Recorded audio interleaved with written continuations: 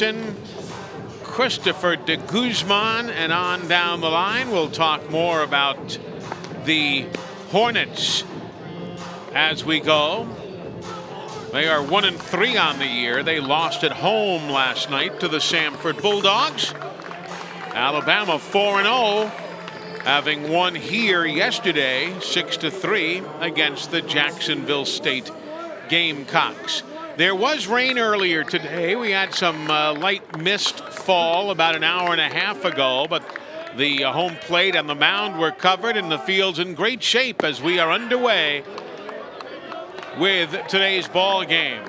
Jabronsky Williams, a 143 hitter here early in the season, fouls that one straight back. Williams 2 of 14 here in the early going. They lost to Southern University 7-6. They beat Florida A&M. They lost 10-0 to New Orleans and 6-5 last night to the Samford Bulldogs.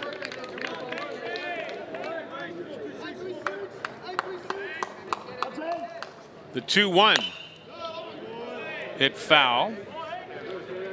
Few changes today for the Crimson Tide.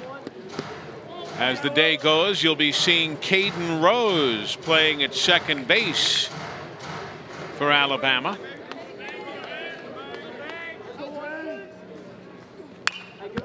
Fouled back. Jim Jarvis is at short. Normally, somewhere in that grouping is Bryce Eblin. But there you see Jarvis with what'll be Caden Rose at second. Eblin's dinged up just a little bit, so they gave him the day off today. Might as well be healthy. You're heading to Texas for the weekend to face the #1 team in America. Yeah, absolutely. That's what you want to be. You want to be able to be at your top, your top shelf, ready to go in, especially for the weekend.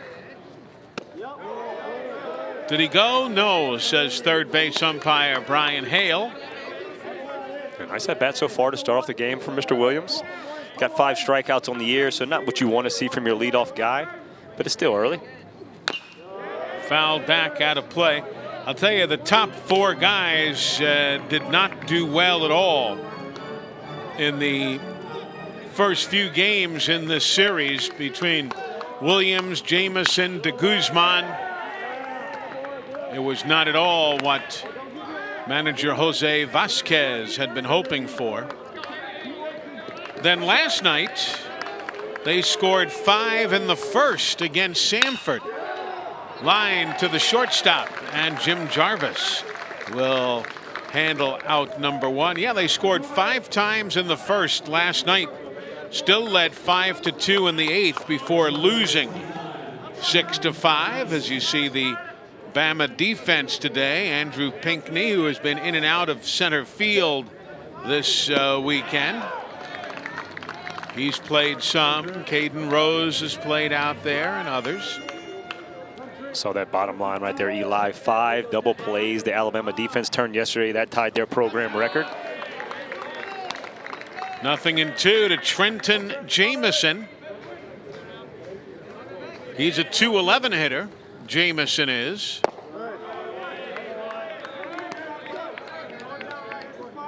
.36 strikeouts in the early going for the Hornet batters.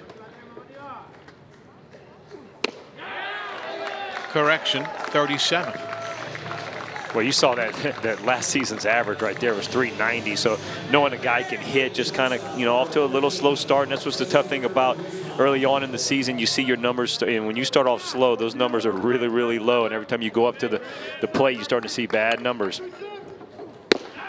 Now, Christopher de Guzman steps in for Jose Vasquez's ball club.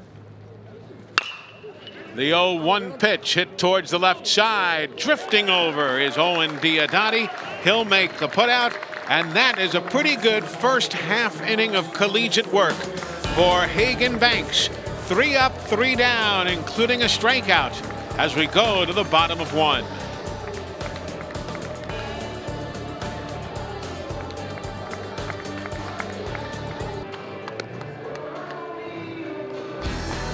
Well, with the threat of rain, and we had rain up till about an hour and a half or so ago, it's kept the crowd down here today as we move into the bottom of the first. I'll tell you, Bama's had great crowds here over the weekend, in excess of 3,000. Here today, that man is the guy we talked about in the open who is coming back from Tommy John surgery from DeLand, Florida, Nate Palmer.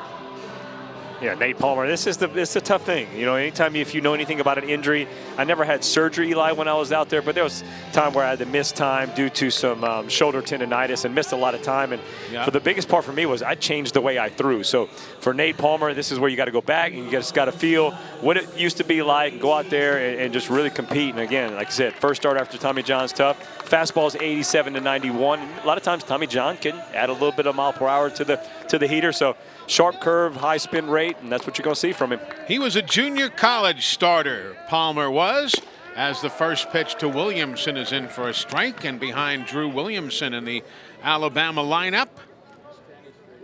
That's what you got. Looking at the day today, Will Portera getting the start behind the plate as Williamson punches that one to Williams on the warning track. And Jabronsky Williams will make the putout. A little bit of wind up high, not that much in the lower reaches of the stadium as we see. There's the flag in right center field, just kind of wafting along. Of course, atop the scoreboard, as per usual, those flags are extended out as Zane Denton steps in now. There's a strike. Denton hitting .313. 5 hits and 16 at-bats. He has 3 doubles already on the season.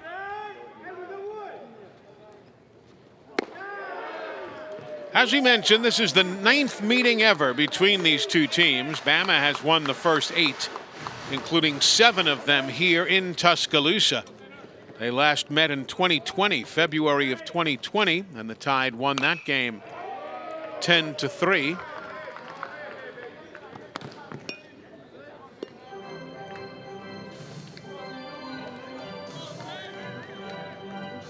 Again, ASU played at home last night. Dropped a tough one to Samford, 6-5. Again, they were still up 5-2 in the 8th inning, and then lost at 6-5. Yeah, kind of had it played out like they wanted to. Was able to bring in the closer. He just wasn't able to hold the lead, and that's the tough thing. Anytime you lose ball games late in the game, losing that lead late, it's just tough, and you're hoping that it doesn't kind of roll over into the next game. Here's the 1-2. Just missed that one. 2 balls and 2 strikes. I'm with you, Mr. Palmer. I thought that was a strike. He kind of did his little K strut around the mound. I thought that was it too.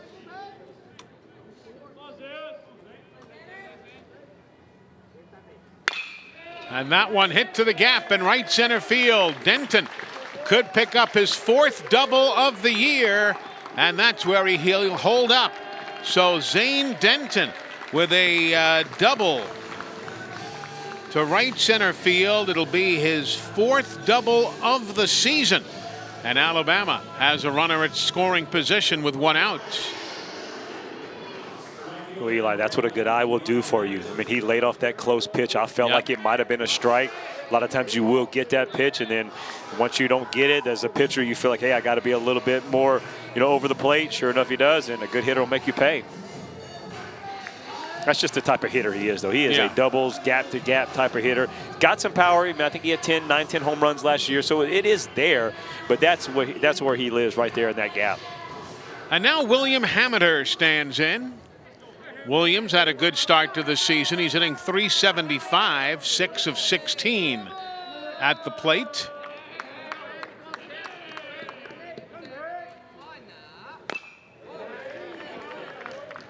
Hameter,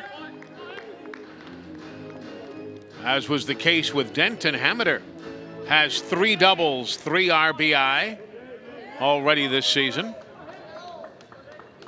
Those were his last season numbers that you just saw.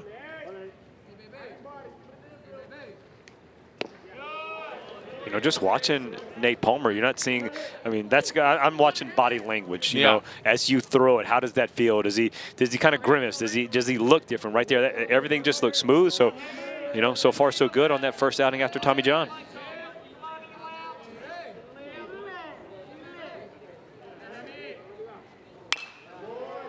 Again, the coach, Jose Vasquez, said he's not on. I asked him, I said, is he on a strict pitch count today? He said no. He said, you know, if he can go 1 inning or 2 innings or 3 innings, he goes, it'll be a feel kind of thing. Playing straight away on Hameter.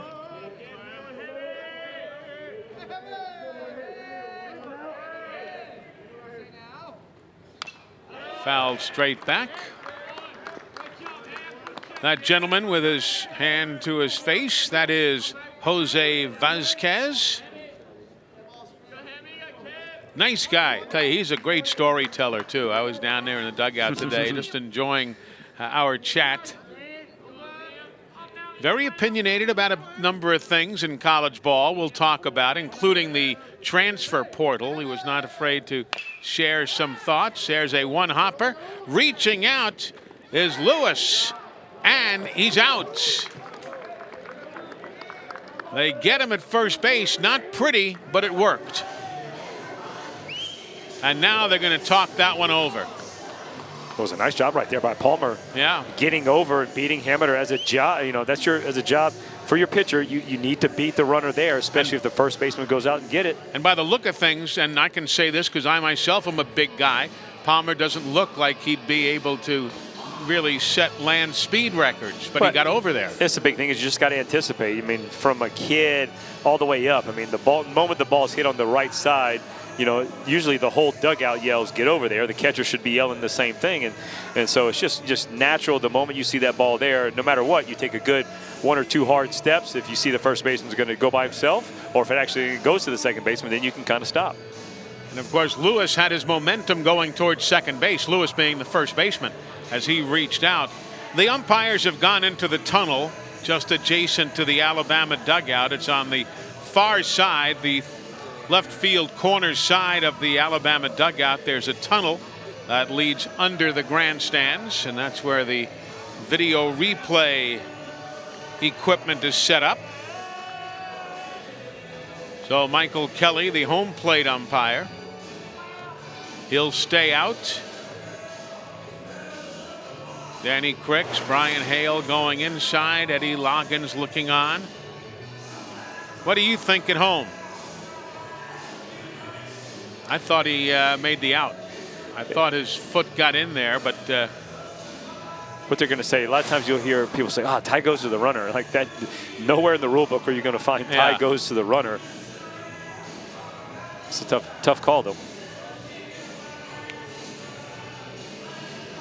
Both Hameter and first base coach Matt Rada both thought the moment it happened, they both went to their heads, you know, covering their ears, basically saying, hey, review that call, because they felt like he was safe.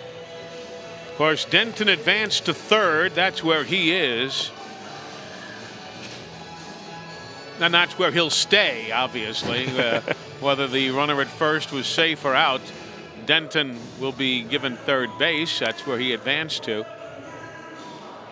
But the umpires are taking their time, giving this one a long, hard look, trying to go frame by frame. Again, the call on the field, as you see, was out at first base.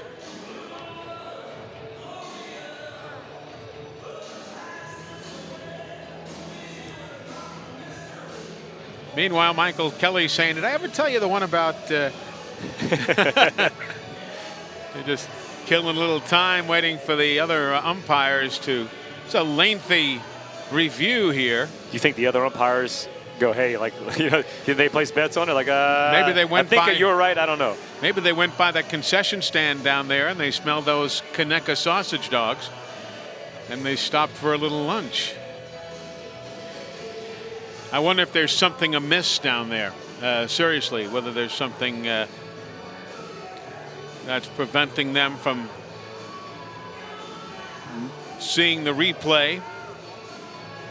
There have been a number of people going into that tunnel, and now folks from game operations are coming out of the tunnel, walking onto. Wow. God, that is so a tie. Very close. Yeah. Yeah, there must be a little bit of a problem that's taking them so long here. Good hustle getting over by Palmer.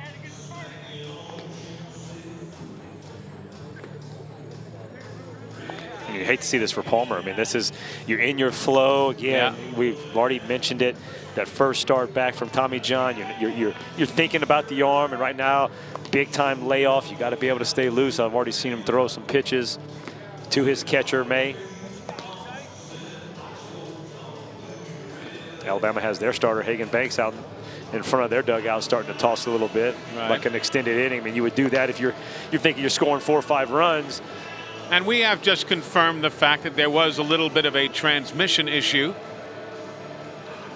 But now everything has been remedied, so the umpires are now getting a good look, and this is what they are seeing. And I don't see how the video is going to be able to overturn that. I would say the call has to stand because that's not incontrovertible. Well, no, they're going to come out and say he's out. That's going to be the call stands. So the batter is out on a 3-1 putout.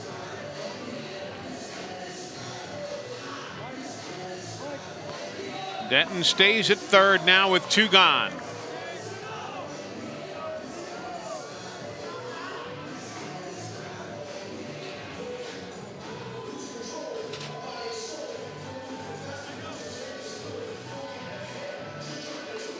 Now, of course, the coaches from ASU saying, hey, the guy wouldn't have gone to third if there wasn't all sorts of controversy there at first.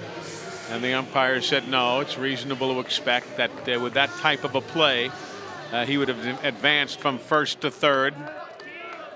So that's Denton staying at third base with 2 gone. And now Owen Diodati. They shade him to the right side as he looks at a pitch down low.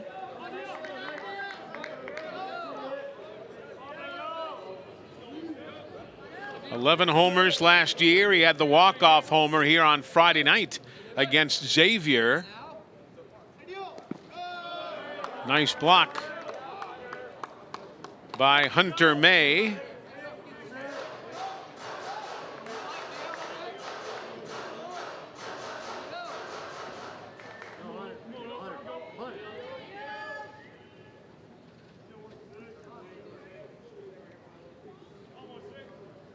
Two balls, no strikes.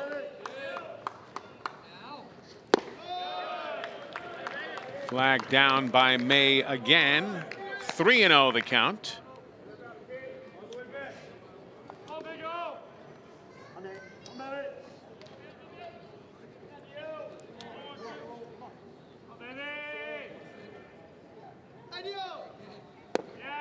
And there is ball 4.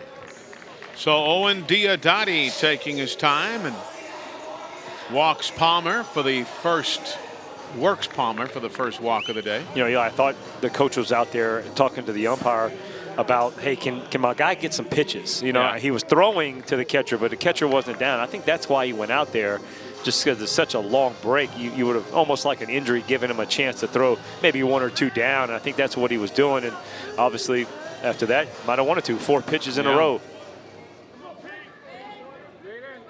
And now Andrew Pinckney, the center fielder, stands in. A .333 hitter here early in the year. Nice off-speed pitch. Yeah, he's shown a good mix so far. He's even mixing in the changeup. Coach didn't say he really had one. He's thrown a couple already, but that's a nice get-me-over breaking ball. Anytime you think an 0-0 breaking ball, most hitters are not going to swing at it, so you want to be able to throw that thing for a strike. Pinckney, 2 hits and 6 at-bats. Rolls that one to Jaden Sloan. He'll go to the shortstop, de Guzman, and the inning is gone. So the Alabama Crimson Tide threatened but could not put any runs across.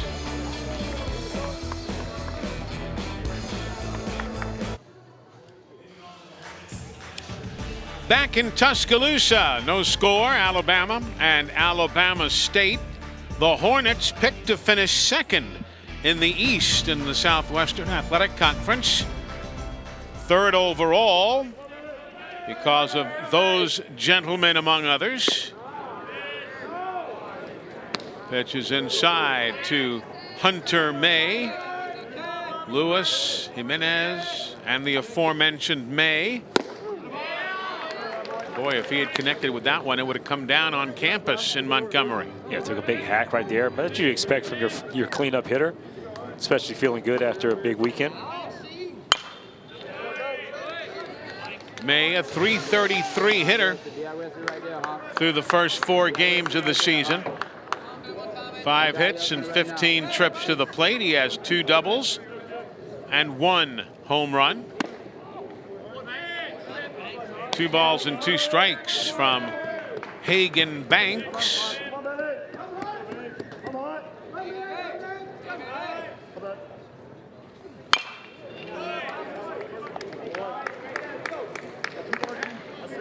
And the count stays even at 2-2.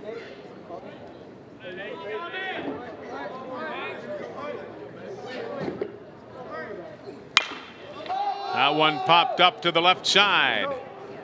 Shortstop, Jim Jarvis. Out number 1. Eli, that might have been one of the highest balls I've seen hit. That ball was absolutely skied. He just missed that fastball. I think Hagan Banks got away with it a little bit. 2-2 kind of came over there, and then straight up. You see his motion there, just showing that he undercut it just a little bit.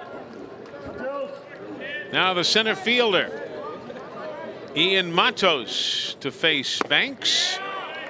He swings through that one. Matos, a .308 hitter. Toa Alto, Puerto Rico. One thing I have noticed though so far with Hagan Banks is he throws the ball. The moment he releases it, it's almost 1 step back on the mound, catch it, check your signs, and he's ready to go. Yep. The pitch clock, I don't think it's gotten to 12 before he started to go. So he's checking his sign, he's there, and gloves up. Let's do this. That pitch clock starts at 20, and here it is at 11, and he's throwing again. And he gets him looking. Strike 3 called. Matos becomes the second strikeout victim of the day for Banks. It was a nice fastball just down there. We watched the 4-seam action, just spots up, splits the catcher right down the middle on him. And Matos knew it too. He didn't look up, didn't look aside. He just said, uh-oh, I'm heading to the dugout. Yeah, when you look like that, you know you're thinking something else other than the fastball. And now Chris Lewis.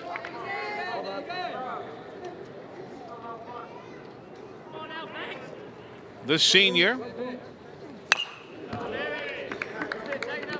Fouls that one back. He's a .385 hitter coming in. That's tops on the ball club. 5 of 13 through their first 4 games. Scored a couple of runs, 3 RBI. 2 balls and a strike.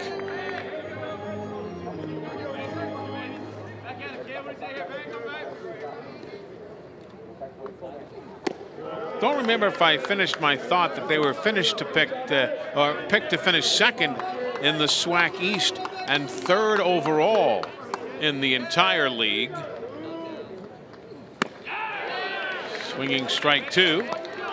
The East is Mississippi Valley State University, Jackson State, Florida A&M, Alabama State, Bethune-Cookman College, and Alabama A&M University, as Lewis draws the first walk of the ball game, thrown by Hagan Banks. It's good at bat right there by Lewis. Puts himself in a 3-1 count. Took a big old hack on the 3-1 fastball up, and then right there, being able to lay off of that fastball down, not chase out of the zone, and get that walk. That's how you're going to keep your batting average high. They dive him back in. They're 2 of 4 in stolen bases early this season. The Hornets are. They have some speed guys, Williams and Jamison, and Jaden Sloan. Those are the guys who have the constant green light.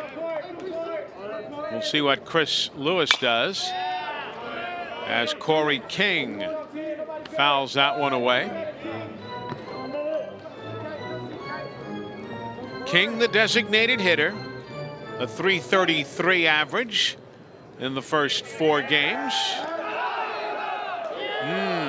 Didn't miss him by much.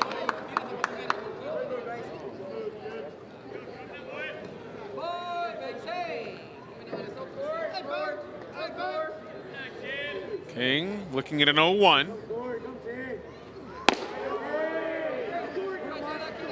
Say, it sounds like there's a lot of mustard on those throws. It does. Looks like you got a little juice back there. Like I said, we mentioned 90 to 93.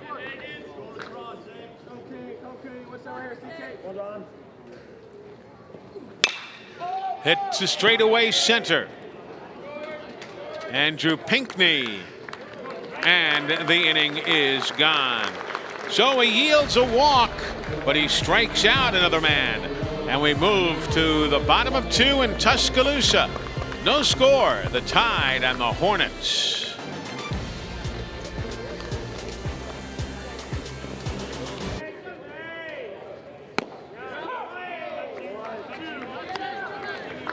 Welcome back. They decided to move things right along here because of the threat of weather. So the first pitch was a strike to Jim Jarvis, and that one hits him. So Jarvis, that's the 6th Bama batter to be hit by a pitch this season. And he takes his spot at first base. A breaking ball off the front knee. Jarvis took one yesterday off the hip. It's back-to-back days. And now Will Hodo, the designated hitter. Second game that Hodo has appeared in this season.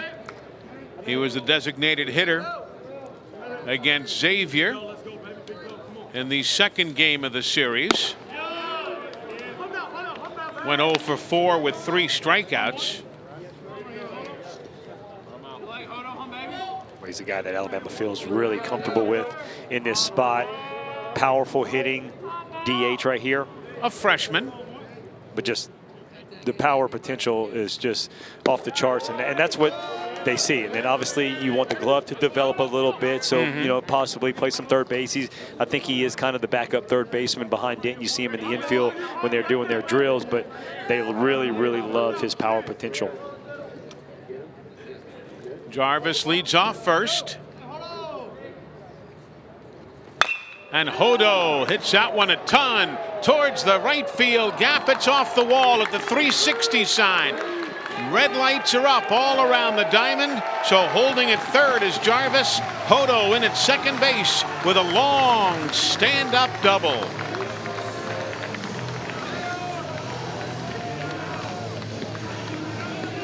Well, Eli, right off the bat, we talk about power potential. That ball was absolutely crushed. It just wasn't high enough. Yeah, it was too much of a line drive. Beautiful swing right there. But it got out. It got off that wall pretty quickly. That's why Jim Jarvis not able to score from first base, because there was no doubt it wasn't getting caught. It was just hit way too hard. Yep. So Hodo becomes the second double of the day. We saw one from Denton earlier.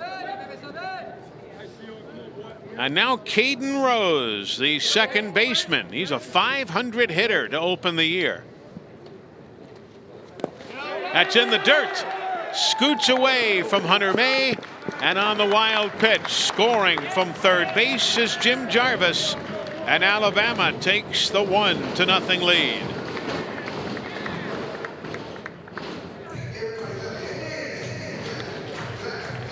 So the wild pitch. 7th one that the opponents have thrown to Alabama this year. Right there, Palmer just hooks that breaking ball just a little bit too much. We already saw May with a really good stop last inning. Not able to make that one with a runner on third base, giving them Alabama an easy run. Of course, Hodo advanced to third on that wild pitch, while Jarvis scored. There is Will Hodo.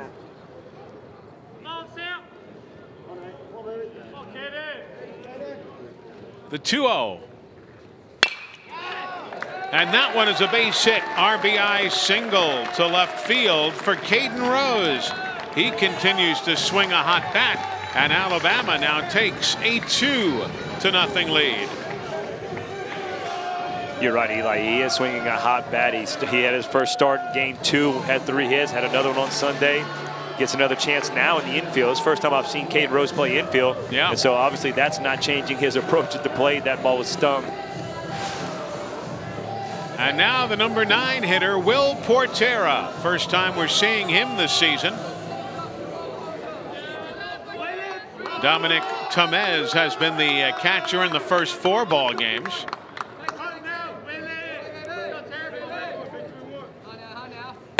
That one's high, with Rose dancing off first base. The freshman from Memphis, Tennessee. And Eli, this is an important start for Will Portera, just because it gives Alabama the chance to rest Tamez, especially if he's going to play the whole weekend. You want to have these types of games where you can give him a day off to rest those legs. Of course, last night, or yesterday morning, technically, or noontime, Tamez played, even though it was a midweek non-conference game against Jacksonville State. But you got to use, as you say, you got to use these games to your advantage.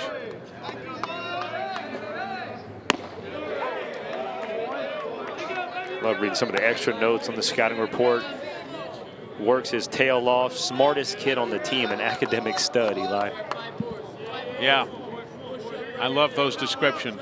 Especially from your catcher, when you're thinking that's the guy that's going to, really analyze everybody else, the only guy facing the field. Yep. The 1-2. Neatly blocked by May, preventing Rose from advancing. We've already seen 28 pitches thrown by Palmer in his first start after Tommy John surgery. They do have work in the bullpen. Adiel Melendez is up and throwing early. Do they get Rose? Yes. No chance for the double play. So the 4-6 putout of Rose at second base. Out number 1. Portera reaching on the fielder's choice. And now Drew Williamson will stand in.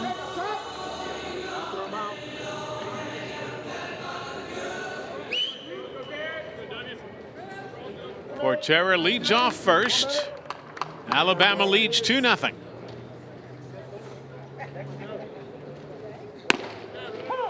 Took something off that one. That was the same pitch he showed Williamson in the opening inning.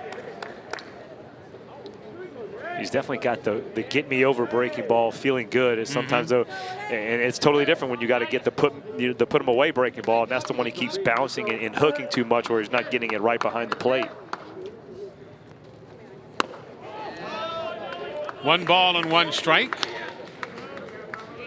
There's the Hornets bullpen, 32. Adiel Melendez is the man who's going to be throwing.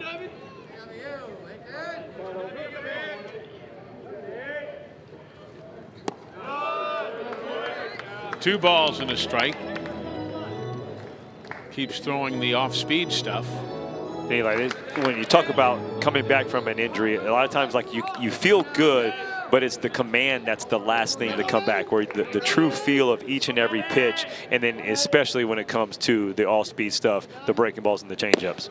You know what would mess with me, and again, I don't know, I'm not an athlete, but I would be afraid every time I reared back and let it fly to see if I felt a tinge of anything, a twitch or anything in my arm. That's what would mess with my mind. Yeah, I think that's the anxiety that we talked about. Like, is it gonna feel like I want it to feel? Is it gonna feel like it used to feel? Yeah. Because you can try to let it go in long toss. You can try to let it go in a scrimmage and everything. But the moment you're facing another team and the adrenaline is out there in a game like that, there's nothing like it. So, but it looks like the arm's there for him right there. Doesn't look like he's wincing anything. Looks like he feels good, just starting to labor a little bit. And after 38 pitches, his day is going to be done.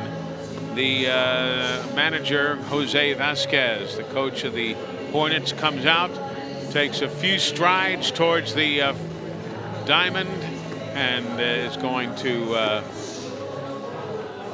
let that one go. When we come back, we'll tell you about the new pitcher for the Hornets.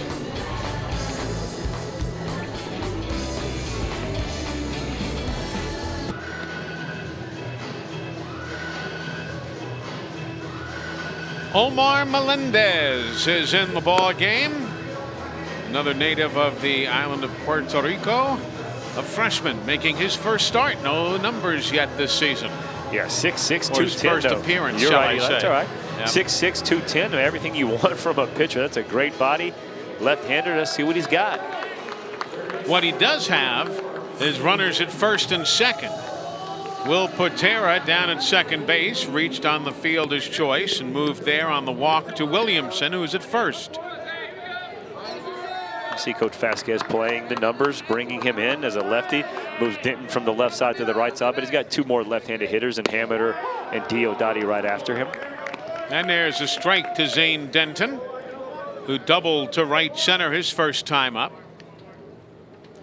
38 pitches for Palmer in his first start back from the Tommy John surgery.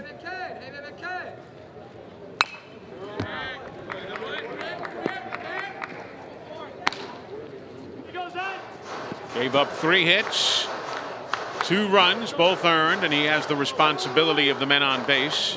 He walked 2, 1 wild pitch, and 1 hit batsman.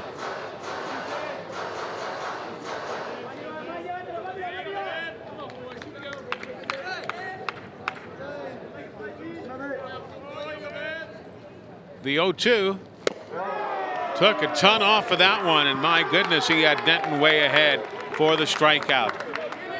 First strikeout by Melendez. Well, he shows all 3 pitches, goes fastball, then he went breaking ball, and then he goes changeup right there. And like you said, he had Denton really far out in front. So nice start to your college career. And 2 men are gone now.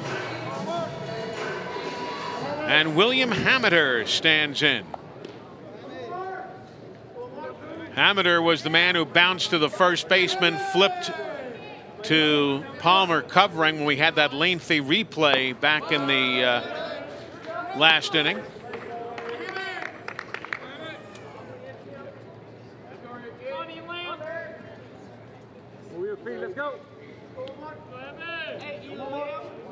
Two runs, 3 hits for Alabama.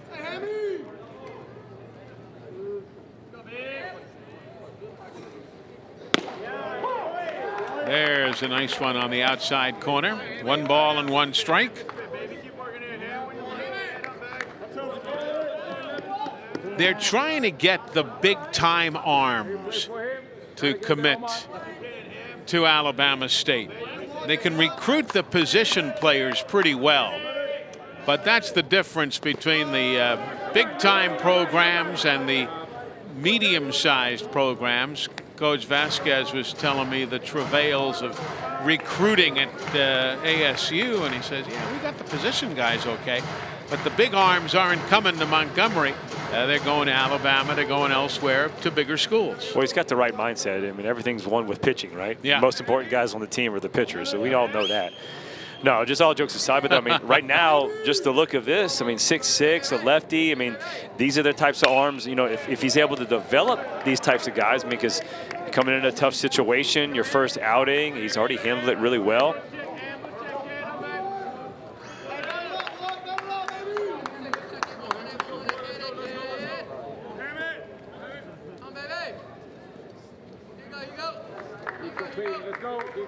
I liked his approach, though. He's a very upbeat kind of guy, Jose Vasquez, the coach of the Hornets. The 2-2, swinging strike 3, and the inning is gone. So Melendez comes in and gets 2 strikeouts to end the inning the book closes on Palmer. He will give up 2 runs, both earned. And we are now through 2 in Tuscaloosa. It's the Crimson Tide 2, the Hornets of Alabama State, no score.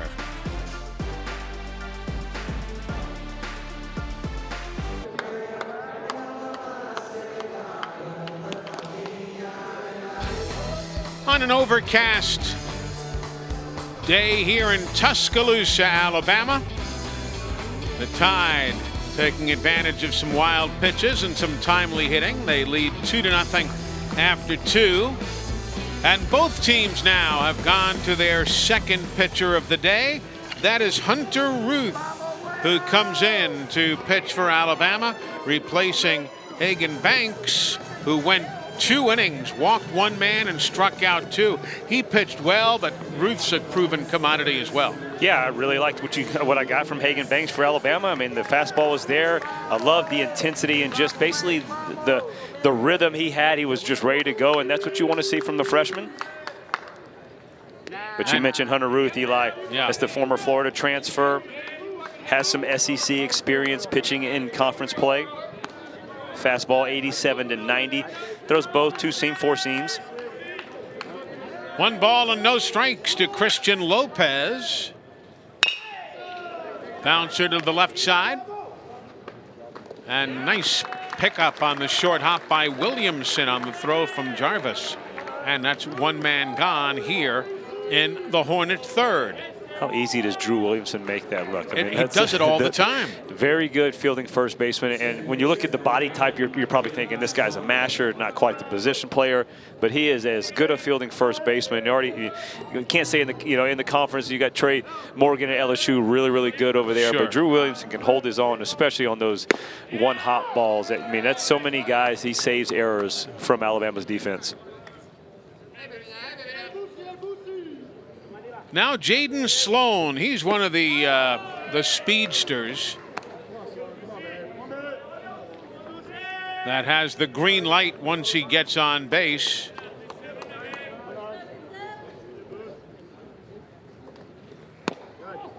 Reaching outside. 1 ball and 2 strikes. Sloan, a 167 hitter coming in.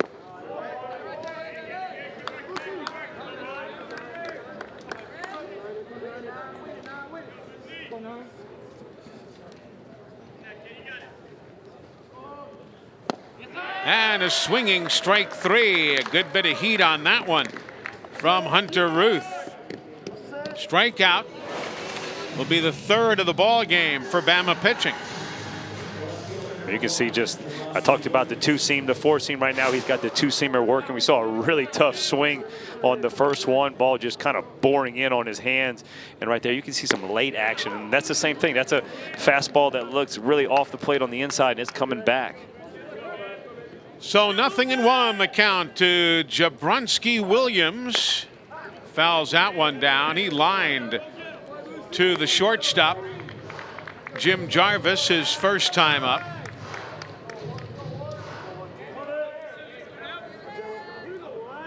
Williams struggling at the plate here early in the season, and that struggle continues as he swings and misses, and this half inning is gone.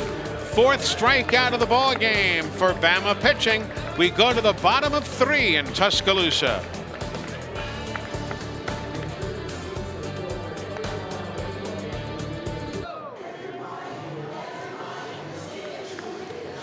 Back at Sewell Thomas Stadium, Eli Gold, Lance Cormier in our SEC Network crew. It is a 2-0 Alabama lead over the Hornets of Alabama State. Bama 4-0 on the year. The Hornets 1-3. They won one of their opening games. That was a 9-6 victory over the Rattlers of Florida A&M.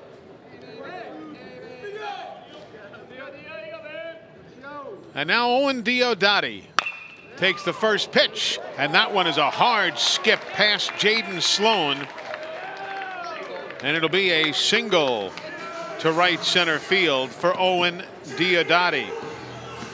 Had Sloan made the play, that would have been one of those, oh my, what a play kind of calls. So it was a tough one. Well, that's one of those plays where he tried to use the glove to catch it instead of just staying with the chest like we saw Jim Jarvis to end Sunday's game against Xavier, where you just chest it up and hopefully that you can block it enough to be able to make that out. Now Andrew Pinckney, who reached on a fielder's choice back in the first.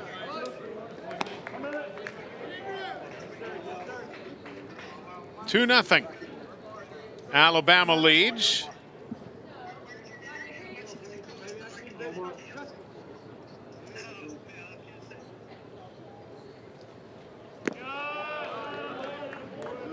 Two balls and no strikes.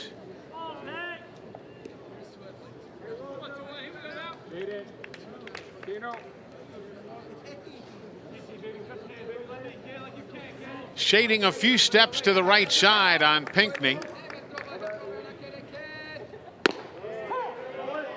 2-1. Omar Melendez, second pitcher of the day for the Hornets.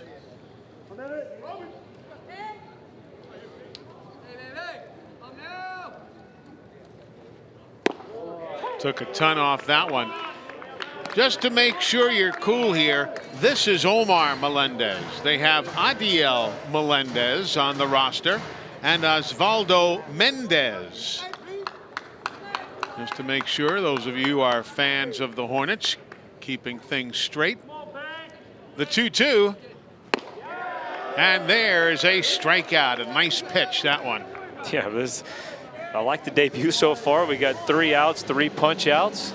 Mr. Melendez, the 6'6" lefty. Breaking ball not quite getting there, stays up, so it looks like a hittable pitch for Pinckney. As he starts to get a better feel in that, the fingers are going to get in front of that ball a little bit more, have a little bit more bite. And now Jim Jarvis, he was hit by a pitch to reach in the second, advanced on a double and scored on a wild pitch.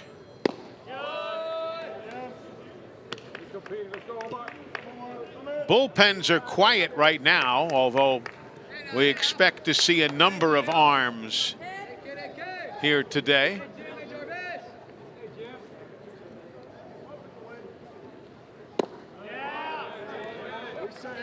You know, Eli, I keep hearing Coach Vasquez. I can hear his voice, through our dugout microphones. He just keeps yelling, keep competing. And, that's what he wants to see, especially from his young lefty. Brought him into a tough situation with 2 guys on, and he comes up big with 2 punch outs. And then, you get a play where, hey, the second baseman might make that play every now and then, but how can he pitch it with another runner on base? Does he, does he let it get to his head, or does he stay locked in with his mental game? There were many major league second basemen who would not have made that play. The 3-0 to Jarvis. And there's a strike.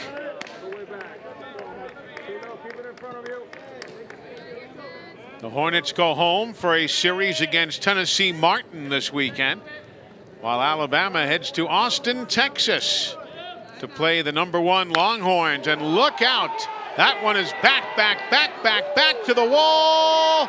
It's out of here. A 2-run home run for Jim Jarvis, just catching the front row of the seats in right field.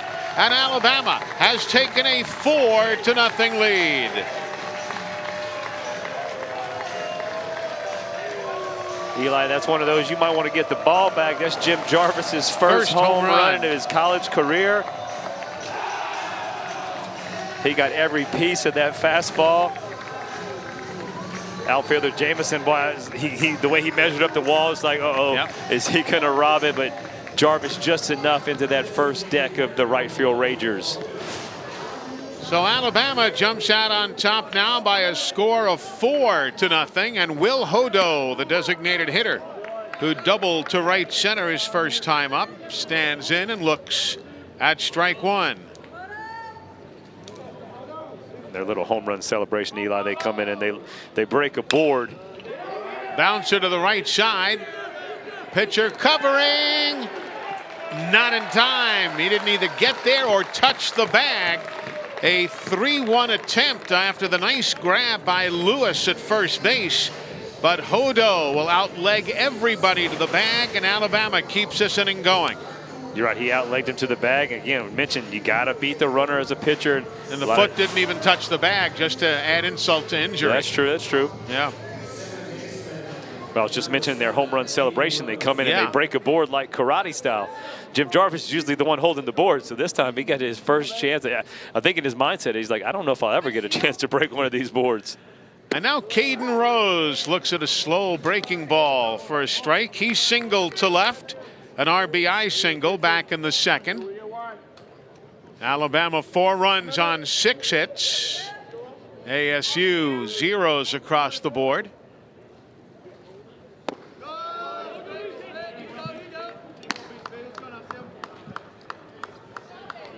You know, that's part of the mental game. You give up the home run, and all of a sudden what the coach sees, and it might not be this, but this is what a coach sees, is you give up the home run and then you don't cover first base. The next thing, you give up an easy hit, and that's the part of the game that Coach Vasquez is gonna take him after the game and like, this is what we got to work on. You know, you're gonna give up a home run. Everybody will. It's what you do after that next batter, and then by you not being in the game covering first base creates another opportunity for a big inning. Of course, you have talked as long as I've known you, as they take a lot off that pitch to Caden Rose, the importance. I know we sound like a broken record, but the pitcher fielding. I mean, you've talked about that ad nauseum, but every day it comes into play. Well, you got to think of how many opportunities. Those are easy outs. I mean, that's a ball. You made your pitch, a 2-hopper to the first baseman. That all you have to do is you have to do your job and get over there quickly, and it's an easy out. Getting a late start on it is Jamison, but he comes in and makes the putout. Boy, he got a late start on that one, Jamison did. Hodo will hold at first base. 2 men are gone. And now the number 9 man in the order, Will Portera, will stand in for the Crimson Tide.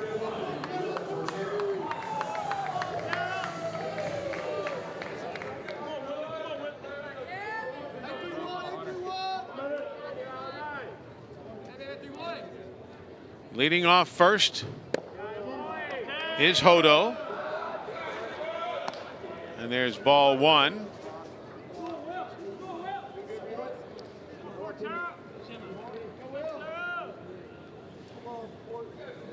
One ball and no strikes.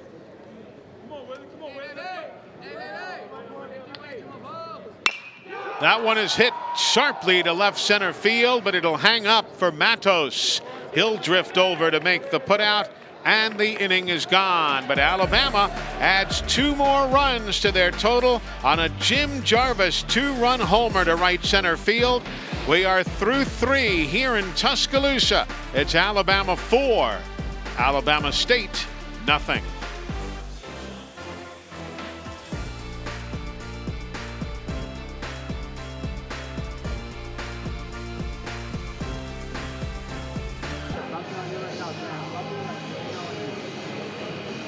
It is a 4-0 Alabama lead over the Hornets of Alabama State University. Eli Gold, Lance Cormier, and our SEC Network crew here in Tuscaloosa. Glad you're with us.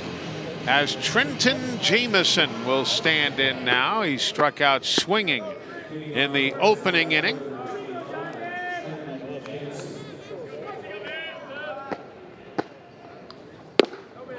There's a strike catching the corner. Hunter Ruth pitching well for Alabama in relief. Strike 2. Pitching coach likes to see that guy gets the ball, go right out there and tackle that fastball in the strike zone. Ball and 2 strikes. Now Jamison is one of the faster guys on the ball club for the Hornets.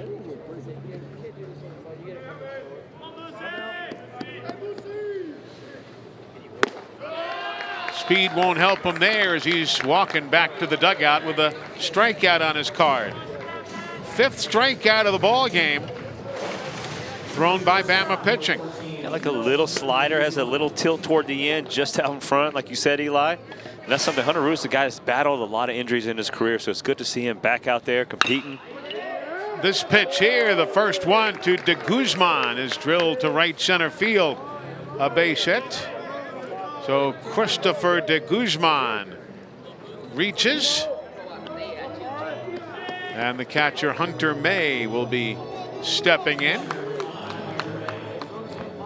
You know, Ruth has faced what? He's thrown 1, 2, 3, 4, 5, 6 men, 5 men. He struck out 3 of them. So he's done well as Hunter May now waits. And that one is low.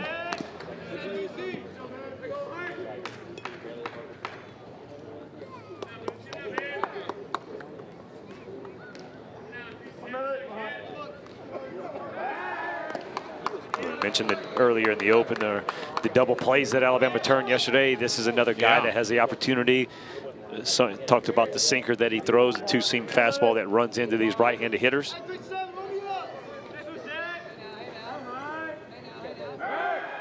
Yeah, if you weren't with us yesterday, 5 double plays turned by the Tide against Jacksonville State. Program record.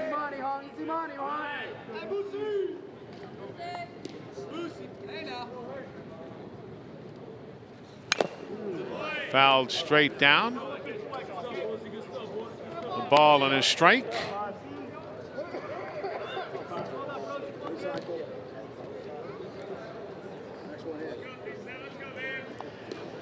You know, this Alabama team, you talk to the coaches, all they keep saying is they work hard. They're determined. Ooh. Hit by a pitch is Hunter May. Another thing that you always hear from, especially from Coach Boas, and even the player interviews, is how much the guys like each other. They all pull for each other. And that's a lot easier said than done when it comes to a game that you want to be out there, but it's not your time yet. I mean, you see a lot of times in football, you were mentioning the transfer portal, you see guys that they don't want to sit. Sure. And a lot of times, sitting and waiting your turn is the right thing to do. And a team with 35 to 40 players like they have now after the COVID, you know, they get to have a couple more players. So you're like, you have guys that aren't going to play, but sooner or later, an injury here, an injury there, or a guy's not playing well, you get your opportunity. And so for a team that really pulls for each other and is there for each other, it's very rare to see. The other term he uses is the culture is great. That's another one of Coach Bo's descriptives. But you know what he means. Here's Ian Matos now, the center fielder. Runners at first and second, and there's a called strike. De Guzman down at second base. And May, having been hit by a pitch, is at first. Behind 0-2.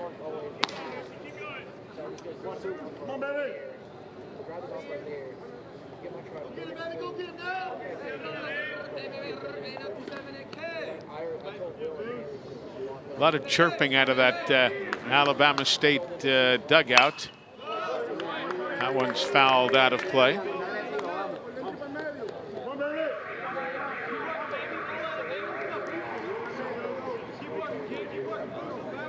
They drove in from Montgomery this morning.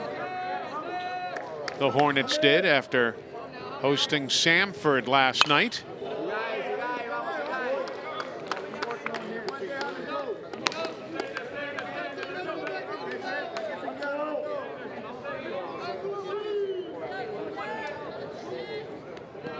A lot of men on that roster have Spanish as a primary language.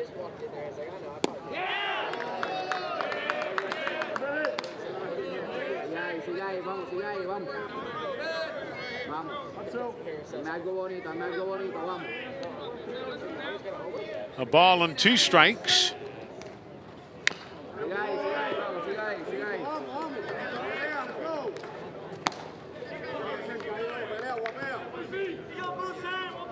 Coach Vasquez said, well, everybody can understand English just fine. Don't get them wrong, but a lot of them are very comfortable speaking in their native tongue.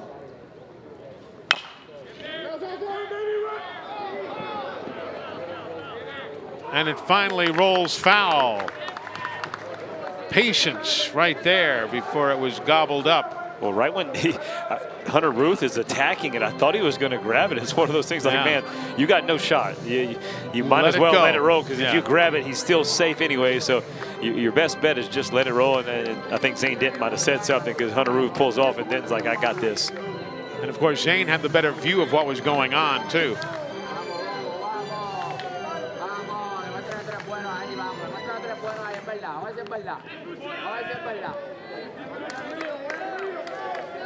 One and two. Scooped up. And another double play. We had talked about it moments ago, and it comes to pass. There you go, the sinker right there. The 6, the 4, the 3. 4-0 in Tuscaloosa.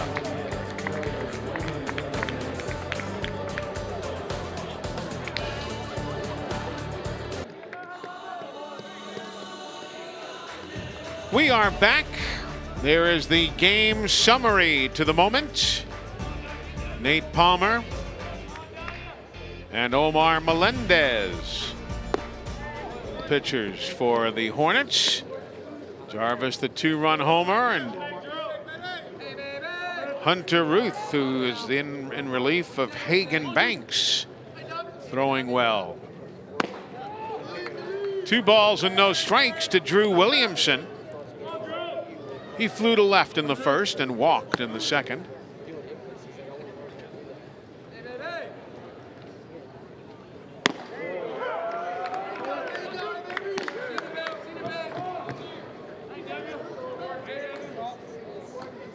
Omar Melendez.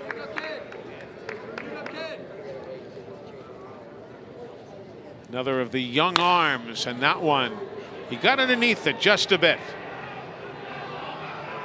Trenton Jamison will put that one away. Williamson missed it by that much, of giving Bama a 5-0 lead. You're right, Eli, that much. And then think about his first at bat in the first inning. He said he punched. He went to the opposite field, warning track. So he's had 2 warning track shots today. I mean, a little bit here, a little bit there, and that turns into 2 home runs. And now Zane Denton. He doubled to right center in the first, struck out against Melendez in the second.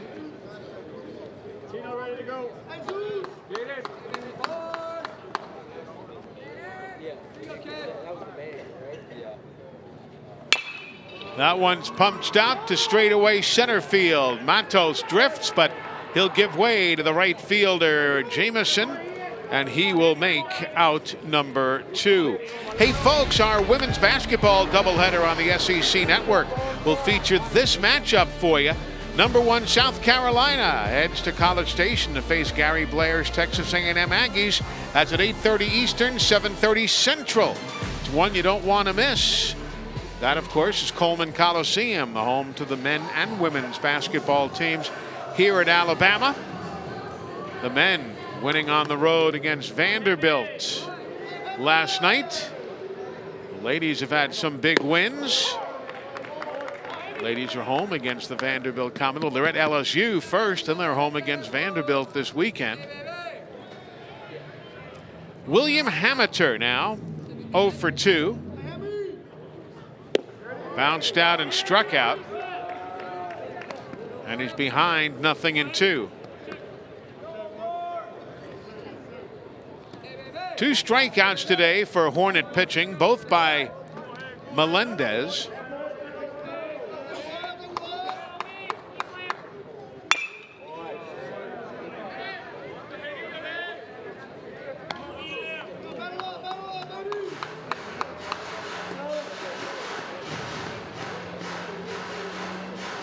Four runs, 6 hits for Alabama.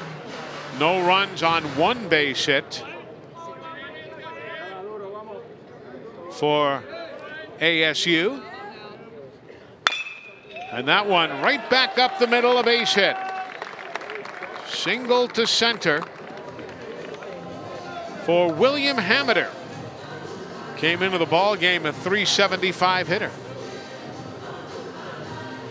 Just a good piece of hit. William Hameter he just keeps the bat in the zone long right there. That's just shooting the ball right where it comes from. Pitcher, you got to think all you got to do is get the ball past the pitcher. Usually you get a base hit. So Hameter is on with 2 gone. And Owen Diodati will step in. He walked and singled to right and scored in the 3rd.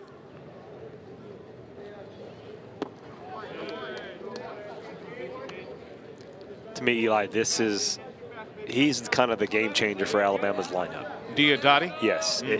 You see the 230, the home runs are there, the RBIs can be there, but the average right now is at 294. If all of a sudden you look back and the home runs and RBIs kind of get a little bit better than they were last year or even close to the same, but the average is, if it's anything above 275, you can book it Alabama's having a good season just because the way he's going to be a guy that has to protect Tamez, Denton, and Hameter. If there's no protection there, they're going to be able to pitch around those guys to go right at the guys after them. So to me, he is a big part of Alabama's future.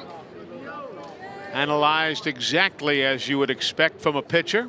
And a guy who's been in the bigs for a lot of years. That one's towards the gap. It falls in. And it'll be a stand-up double. Green light is out for Hameter. He rounds 3rd, and the throw is late. And Alabama takes a 5-0 lead. Diodati with the double to left center picks up the RBI as Hameter never slowed and Bohannon just kept waving him on in.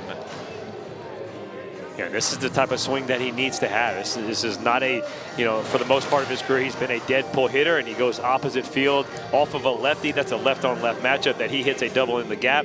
And you're right, Eli. Coach Bone never slowed him down once he saw Matos slip and fall on the wet grass out there. William Hameter able to score from first, getting an RBI for Owen Diodati.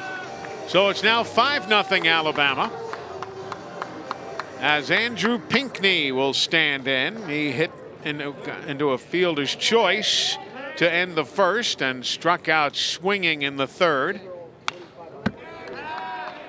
And fouls that one back off of Melendez.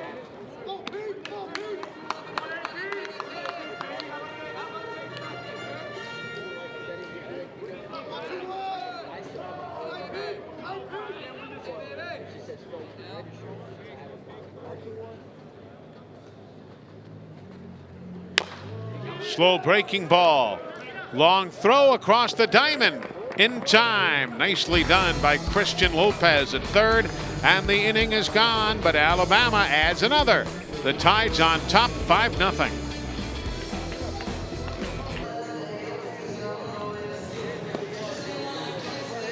It is a 5-0 Alabama lead over the Hornets of Alabama State as we welcome you back to Sewell Thomas Stadium. Eli Gold, Lance Cormier. And Alabama's Friday night pitcher against Xavier University, Garrett McMillan, joins us. Good to see you. How you doing? Oh, I'm doing well. How about y'all guys? We are well. Coach Bo gave you the best compliment. He told us on Friday, he said, I really wasn't sure what I was going to do. I don't know if I wanted to start somebody new as the Friday pitcher. He said, but Garrett forced my hand. He said he made it clear he wanted to start Friday. It's been a dream of yours. Oh, yeah, for sure. I've always wanted that.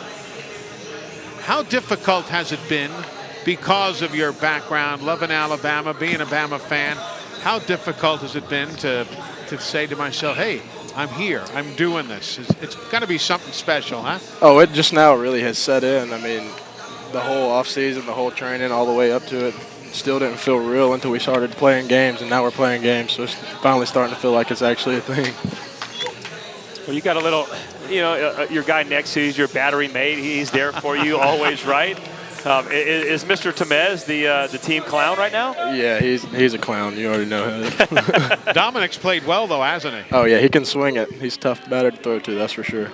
So give me a quick recap of your Friday night. What went well for you? What do you want to work on and improve upon in subsequent starts? I think a lot on Friday. I was just so amped up that I was just trying to overthrow and throw a lot hard. And then I think this next outing will be a lot more crisp and clean, hitting a lot more spots. And, I mean, like that, the outing Friday was 2 pitches away from being a dominant outing. But I gave up 2 bad pitches, and then they made me pay for them. So that was the main thing there, just focusing in on every pitch and staying confident and attacking the zone with strikes at all times. Well, Garrett, I think you're being a little hard on yourself. I'd say one pitch. I mean, the first pitch of the game, Yeah, the first yeah. pitch of the season, no one's going to think he's going to sure. swing. I think it was the one that the Hausinger. Other than that, I thought you threw the ball Yeah. great. So what's your mindset going into playing the #1 team in the Texas Longhorns on the road? Oh, the whole locker room, everybody's confident. I mean, I think we're going to go over there and compete really well. I think we're going to have a chance to win a couple games out there for sure. And my mindset as a pitcher is definitely just to attack the strike zone still and get outs within 3 out pitches or less, and then the game will move on quickly like that, and we can hit. And I have full faith in our offense and defense behind me to put up runs and then hold them whenever needed. So. Well, listen, congrats on a great start on Friday, and all the best in Austin this weekend. We appreciate your time. Sounds good. Thank you, guys. Thank you. Garrett McMillan, 6 innings of work on Friday, 4 hits, 4 earned runs, walked a couple, struck out 5, gave the team 78 pitches of work. Pretty much what you'd want to see in game 1. Again, mentioned the first pitch of the season, the guy swung and hit a home run. Like you're trying to throw the ball as down the middle as you can, and he hits a home run. So, I mean, I take that away. He said 2 pitches, and it's a dominant outing. To me, it was just really 1 pitch. It was a 2-run home run that he left a breaking ball up, and they made him pay. But that's something that's going to happen, and just the mindset, you can already tell he's wanting to learn from that, and that way they can go into this Texas matchup and then Murray State. He wants to be that Friday night guy every single Friday to open up the series. Of course, let's mention again, for those who maybe haven't been with us for the first 4 telecasts of the season, Connor Prelip, the presumed Friday pitcher for Alabama, still recovering from Tommy John surgery, and hence that position was open. Yeah, and that's, I mean, you would think he's a guy that there would have been a no question penciled him in there. I believe he's one of the top 10 draftable college prospects, according to ESPN. And so, yes, he's the guy that's there. But guess what? You always hear the next man up mentality. He's not there. And so, like you said to Garrett, Coach Bo needed somebody to step up, and Garrett McMillan made him put his. You're going to put my name in that first Friday, and I'm going to show you that I can take care of it. Another strikeout. That's going to be the first for the Crimson Tide's newest pitcher. As you see the draft prospects, and Connor Prelip, some have him at number 16, others still have him as a top 10 selection. You just don't know. Now Christian Lopez. He'll face Braden Gainey. Gainey, the 3rd pitcher of the ball game for the Crimson Tide.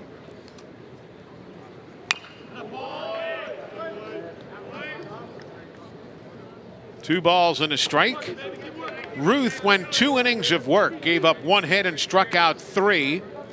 Hit 1 man with 26 pitches of work. The 2-1, sliding on the wet grass and recovering neatly is Pinckney for the 3rd out. Scary seconds out there for Pinckney. He said, "Whew, I made the play." We'll be right back.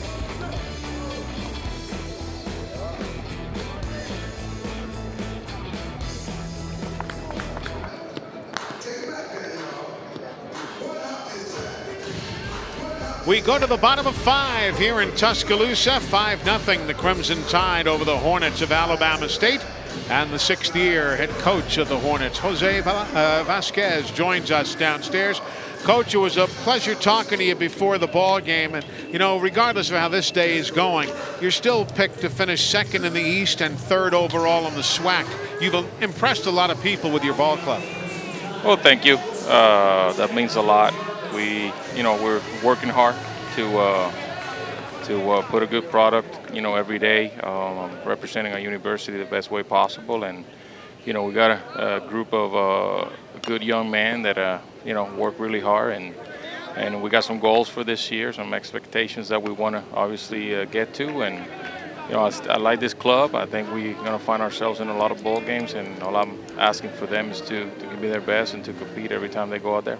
Well, Coach, I was just about to go to that. I can hear through the mic. You just yell, hey, compete out there, compete out there. That's all you keep saying is compete out there. What do you think about Omar Melendez right now as the freshman first ever outing, coming in a big situation? I feel like he's giving you a lot to look forward to. Yeah, and sometimes, as you said, for being a freshman, put him in an environment like this, an SEC opponent, and you just don't know what you're going to get. He was good throughout the whole spring so far for us prior to starting the season, and I think he's going to, as he continues to mature and gain a few miles in his fastball, I think his off-speed stuff is a little deceiving, to hitters, and I think he's going to give us a chance every time he goes out there.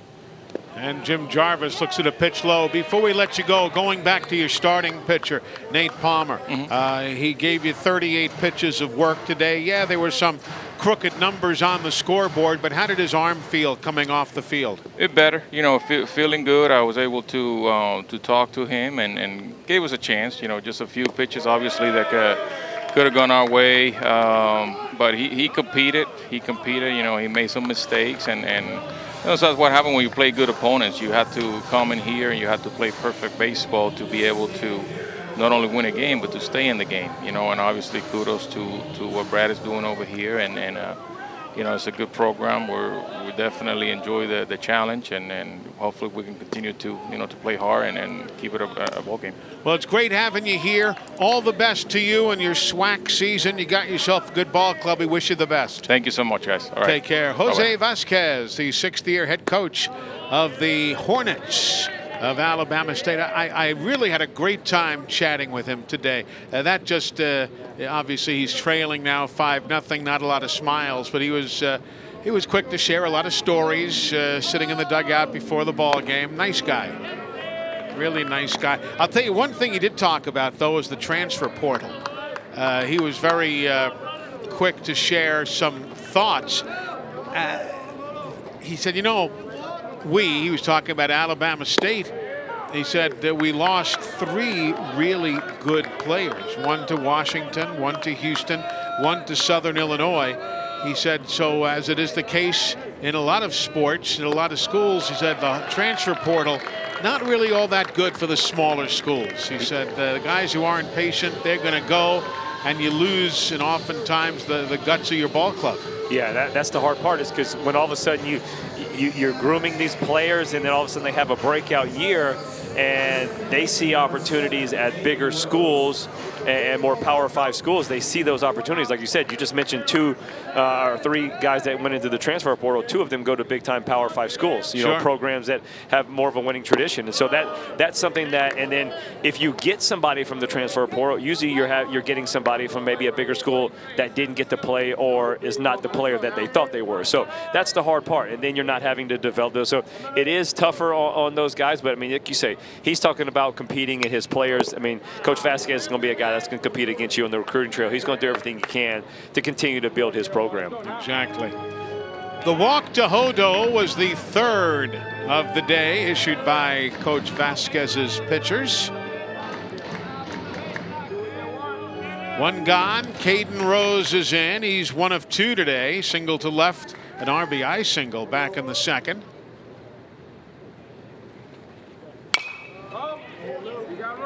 He has room. You heard them tell Chris Lewis, but the room evaporates as the ball comes down 3 rows up into the box seats, which technically aren't box seats, but that's what you always call the seats right behind the fence down there.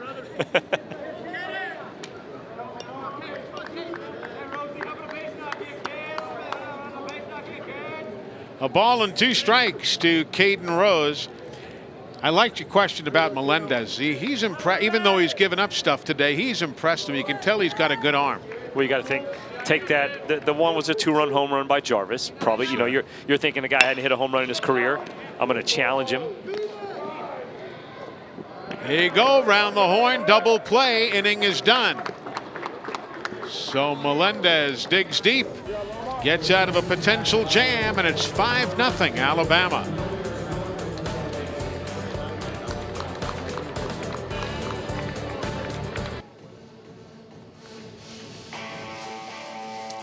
Well, did you see all the upsets yesterday, Lance?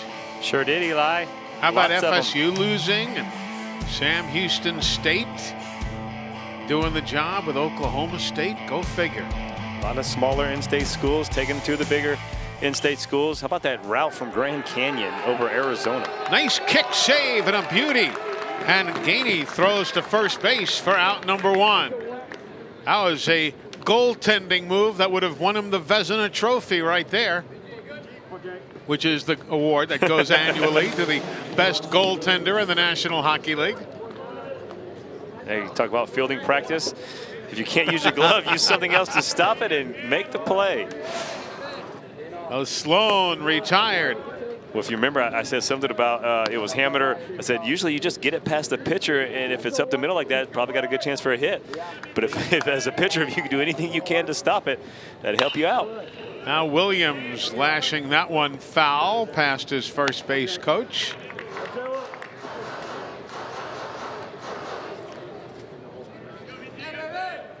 Williams 0 for 2. He is lined to short and struck out swinging.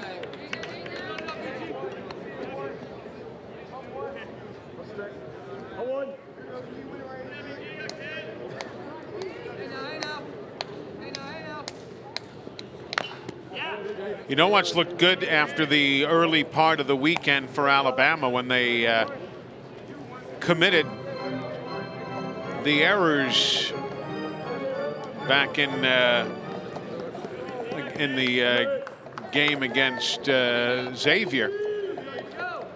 They have settled down. You had an error on Friday night, and a couple of errors. Since then, nothing. And that's what you'd expect from a team that is in large part going to make their name on defense.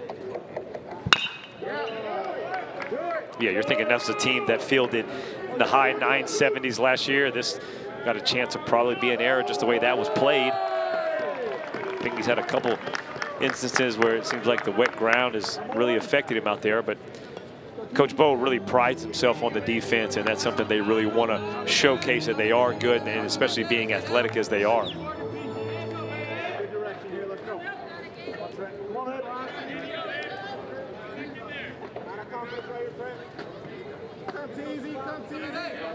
That's going to be a double. No error. That's going to be a base hit. Green light is on. Around to score comes Williams, and Jamison will hold at first base with an RBI single. So the double to left center. They did not tack on an error there. It'll be a double all the way. He comes around to score, and then Jamison Williams with an RBI single, and Bama's lead is now 5-1. And another base hit to the right side. Christopher de Guzman with a single to right, advancing Trenton Jamison to second base. He talked about competing. That's exactly what they're doing, not making it easy for Alabama pitchers. Just continue to go up there and putting together good at-bat after good at-bat. Got something brewing. So now runners are at first and second. Jamison at second. De Guzman at first. And the catcher Hunter May looks at a strike from Braden Gainey. May popped to short and was hit by a pitch.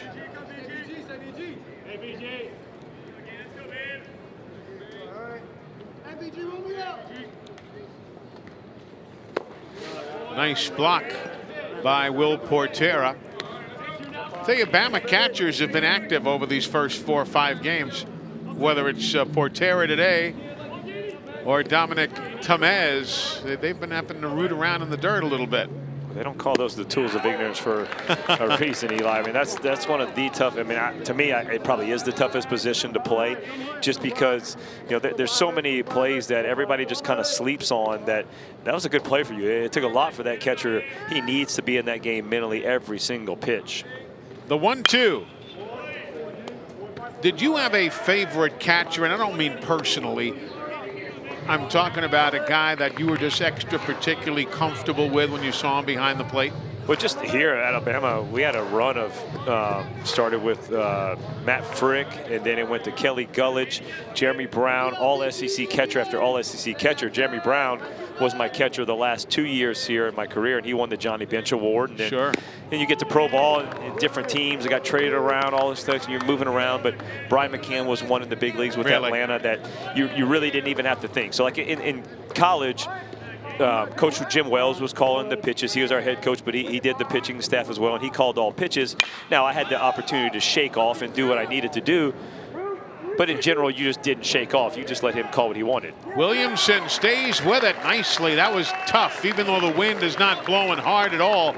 But that was just a high hit ball right at the wall for Williamson, and he stayed with it for the putout. But then you go to the professional ball, and the catchers are going to start calling it. So you have to have that rapport with your catcher and that comfort level. And Brian McCann was one of those guys that there was no question. I mean, for the most part, if you threw 100 pitches in a start, maybe once or twice I was shaking him off. It was just, and it wasn't a matter of just shaking him off. Like, I already had the grip preset in my glove, and he was calling that same pitch. So it just made that comfort level, and it made it easier to throw. Because when you're comfortable, you're going to have your best. You're going to be your best as a player. Ian Matos is in now. Looked at ball one after Hunter May was retired by Williamson there in foul territory.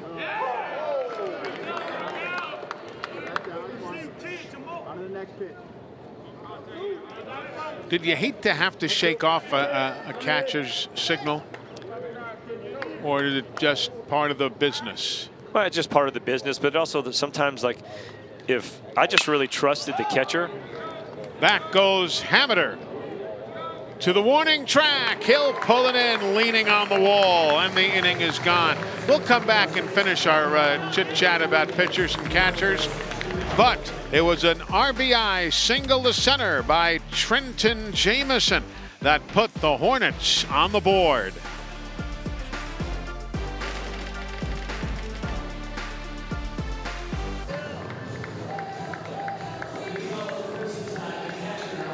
There are the numbers for you as we welcome you back to Sewell Thomas Stadium in Tuscaloosa. The visiting Hornets from Alabama State out of Montgomery, Alabama, trailing 5-1 to the home team as Will Portera looks at a ball from Omar Melendez. Melendez took over in the second from the starting pitcher Nate Palmer, and he's gone since. Bama has had three pitchers, Hayden Banks, Hunter Roth, and Braden Gainey. Hagan went 2 innings. Hunter went 2 innings. And that one by Portera hit to where they aren't, all the way down to the wall in left field. He'll hustle into second base. And Alabama has again put the leadoff man on in his first game of the season. Will Portera, a double to left field. And it was empty there, man. I mean, there was no one in the area. Williams was shaded all the way over. Got to feel good. Another first hit. Mr. Portera. He gets to second base, has a little fun with the dugout. Yeah, you deserve the applause. And here comes Jose Vasquez. And he's going to call for a new pitcher. And here comes Kevin Matos. He'll be in as the new pitcher. We'll tell you about him when we come back.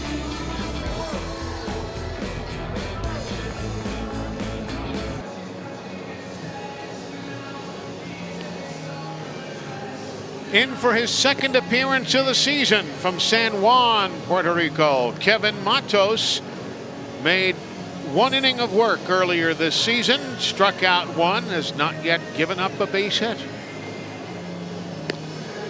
He's another of the freshmen that Coach Vasquez was telling us about earlier. He keeps bringing this freshman in. I thought Omar Melendez did a great job right there. He did. I know the 3 earned runs. Again, 1 is a big swing for a 2-run home run, which you challenge a guy with no career home runs. and then another, your center fielder slips and falls. I think if he doesn't slip and fall, that's not a run. So I think he gave Coach Vasquez a lot to be happy for, and basically earned himself another chance to get the ball. Yep. But for me, Coach Vasquez is putting his freshmen, his young guys in situations with men on base just to see how they react when they come in with men on base, just to know that when all of a sudden it comes to the SWAC season, hey, who's a guy that I can count on? What can I expect when they come running out of the bullpen? And again, we mentioned it earlier when I talked to the coach this morning down in the dugout. He said, you'll see many of our arms here today. So Kevin Matos will face Drew Williamson now with the man at second base. That's Will Portera. 1 ball and no strikes. Williamson flew to left, walked, and flew to right.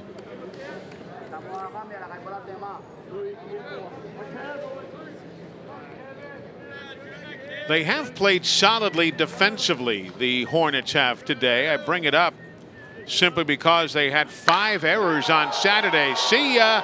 First pitch from Matos, or second pitch to be exact. He parks it, does Williamson. And Alabama now takes a 7-1 lead. That was right there in the wheelhouse. And there was no question when he hit it, it was gone. Yeah, that was the pitch you want to stay away from right there, up and into Drew Williamson. He's a guy, big swing right here, look, big country, that ball, full extension. It got out just as fast as it came in. So Drew Williamson gives Alabama a 7-1 lead. It'll be his second home run of the year. 2-run shot, obviously, as it scored Portera ahead of him. And Alabama leads 7-1.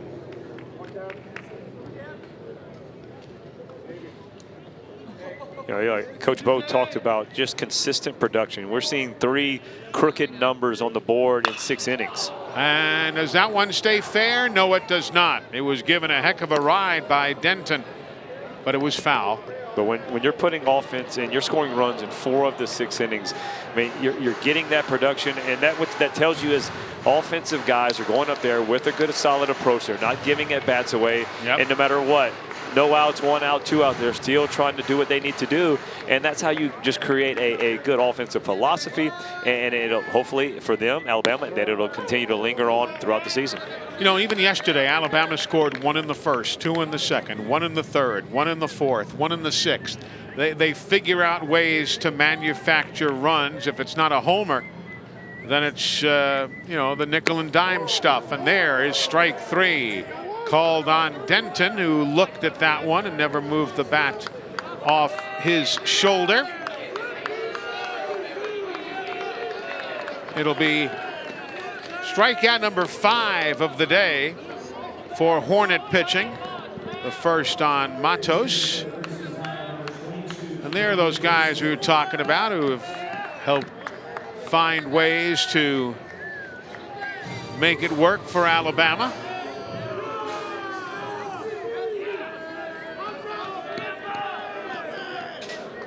Now Camden Hayslip is in as a pinch hitter. First pitch, bouncer, right side. He's retired by Sloan in a 4-3 putout. And 2 men are gone. So Camden Hayslip. A quick moment in the spotlight here today.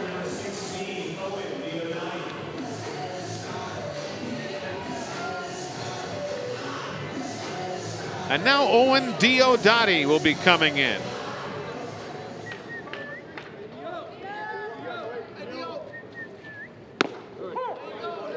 And a strike.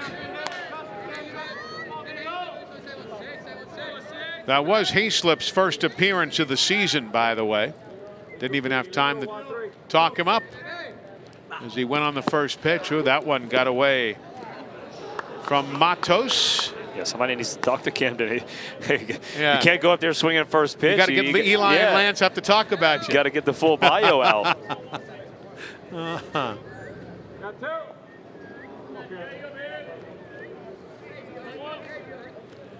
Ball and a strike to Diodati. 2 for 2 and a walk today. He has scored a run, has an RBI. Very solid day for the Canadian from Niagara Falls.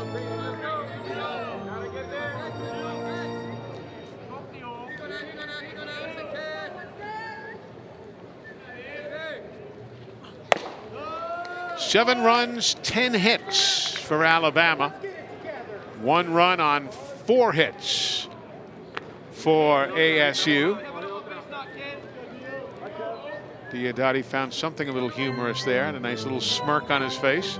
I heard somebody from the crowd yell, "Get it together," because the catcher, Hunter May, he throws the ball hard back to the pitcher. You know, he makes the pitcher's glove pop just as much as his glove is. And as a pitcher, sometimes I was like, "Hey, man, like, don't try to show me up. Yeah. I know you're throwing harder than me." And that one's towards the left fielder, Jabronsky Williams. And he will put it away. But the Alabama Crimson Tide pick up 2 more on the strength of Drew Williamson's home run.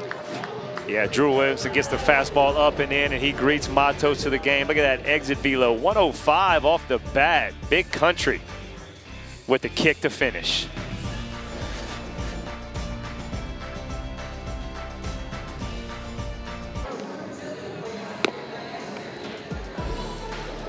Who do you like, the mustard or the ketchup? Oh, mustard pulls a hamstring. And ketchup will slow down, let him tie the shoe and let mustard get back in front. Great sportsmanship. I think they had it in on each other, Eli, trying to get a tie so they both can win the prize. There you go. There you go. And that is Connor Ball, the 4th pitcher of the day for the Alabama Crimson Tide. Another freshman that we're getting a chance to see here today, Lance. Yeah, Connor Ball, 4-pitch guy. Fastball, he's got the 2 and the 4 seam. He's got a slider, changeup, and a curveball. Scouting report says can spin the slider and curveball for strikes almost any count. You know the guy's good because Brad Bohannon recruited him. And I say that not to be gratuitous, but the man's history, Coach Bo, has been spectacular in recruiting. Ball 3. Braden Gainey went 2 innings of work. 3 hits, 1 earned run. No walks, 1 strikeout. He threw 33 pitches. So Hagen Banks started, went 2 innings. Hunter Ruth went 2 innings. Gainey went 2 innings. And now Ball is in and works Lewis to a 3-2 count. With your love of the Yankees. Yes. It was just a misstatement.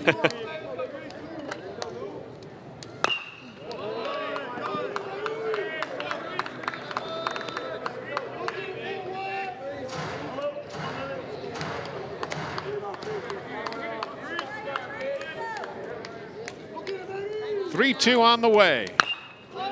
Popped up in the infield. Short left, Jim Jarvis, and he'll put it away for out number 1. Hey folks, tonight the second game of our men's basketball doubleheader features Jabari Smith and number 2 Auburn. They'll host Ole Miss at 8:30 Eastern, 7:30 Central. That's after the Mississippi State-South Carolina game. You can see them both right here on the SEC Network and the ESPN app. As Corey King now singles, picks up his first hit of the day. And Christian Lopez now stands in.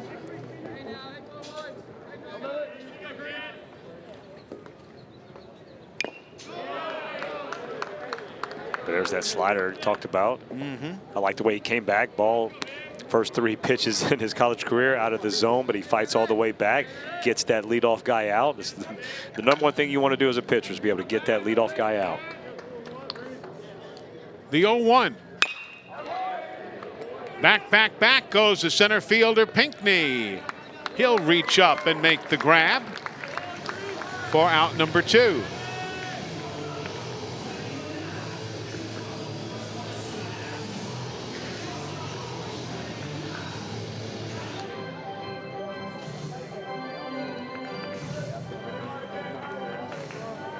Just so you'll know, Hayslip stayed in the game in right field. There he is, having pinch hit for William Hameter back in the 6th. And this is Hayslip getting a first chance. And he'll put it away for out number 3. So a base runner stranded at first. We go to the bottom of 7, 7-1 Alabama.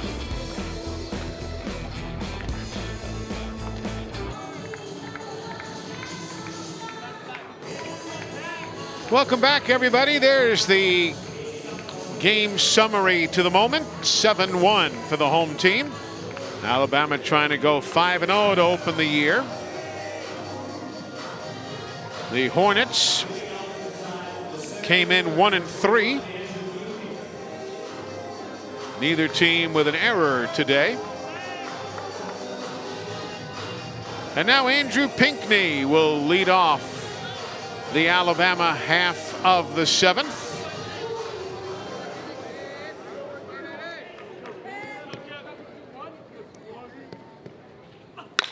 First pitch from Matos, and he'll take it to the gap. Long run, can't get to it. The other Matos on the roster, Ian, picks it up, throws it on in, and it'll be in at third base for Pinckney. It'll go as a triple for Pinckney. Boy, Eli, watch out of the box. Andrew Pinckney, I mean, he knows that's got a chance in the gap, but that man can fly. And this is what excites you about him in the lineup. He's got some juice to his bat, but he also can run just like that and get to, that could have been an easy stand-up triple. That's Ian Matos, not to confuse you, who was out in center field. Kevin Matos is the man on the mound from Puerto Rico, both men. The 0-1 to Jarvis. The power hitting Jarvis. Yes. The power hitting Jarvis. He hit a 2-run homer in the 3rd. His first for Alabama. And that one gets past the catcher, and no throw. And the runner scores. It hit his glove. That one might be a passed ball. I don't think it was in the dirt. Let's watch it again. Well, tough to tell from that angle.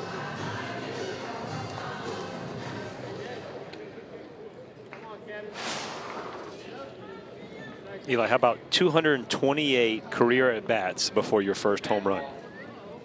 Isn't that something? Well, congrats to Jim Jarvis. That was a passed ball, by the way. I didn't think it hit the dirt, and I heard it hit the catcher's glove. So the run scores. Pinckney crosses on a passed ball. Here's the 2-2. Down and in to the hard-hitting Jarvis. Of course, Jarvis was hitting, not to make fun, he was hitting .385 coming into the ball game. He's up around 400 now, but the power stuff was not his game. That's his game. Jam shot over the shortstop. Yeah, but right now, though, he's going to go home tonight thinking he's a power hitter. Yeah, exactly. Because, I mean, right, he goes, look, good hitters get jammed. You always hear that saying. He's like, look, I'm strong enough. I can even muscle the ball over the shortstop when I get jammed. That's great. Now a pinch hitter, Eric Fago, is going to be coming in as the pinch hitter for Will Hodo. Eric Fago comes in as the pinch hitter. He'll take over the designated hitter slot here in the 7th inning. First time to see him Fago, a right-handed hitter, as you see.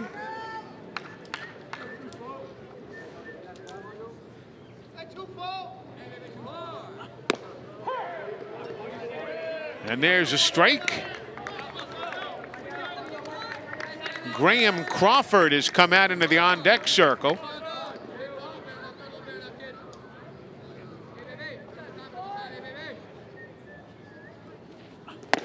Breaking ball inside.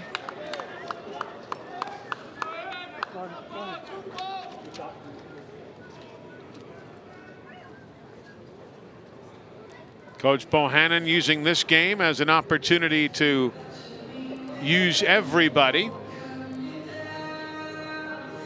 Michael Kelly, the home plate umpire, kind of like us, trying to make room on his lineup card for all the changes that we've seen here today. Well, him bringing in Eric Fagos, a guy who transferred from Stetson, 4 seasons there, the grad transfer, and a lot of playing time across those 4 seasons. So he brings some good experience being able to come off the bench, playing first base. So look for him to be a guy that comes in for, you know, big time pinch hit at bats. Obviously, Drew Williamson's penciled in at first base, but, you know, having a guy with that kind of experience to be able to come in a big situation for a pinch hit.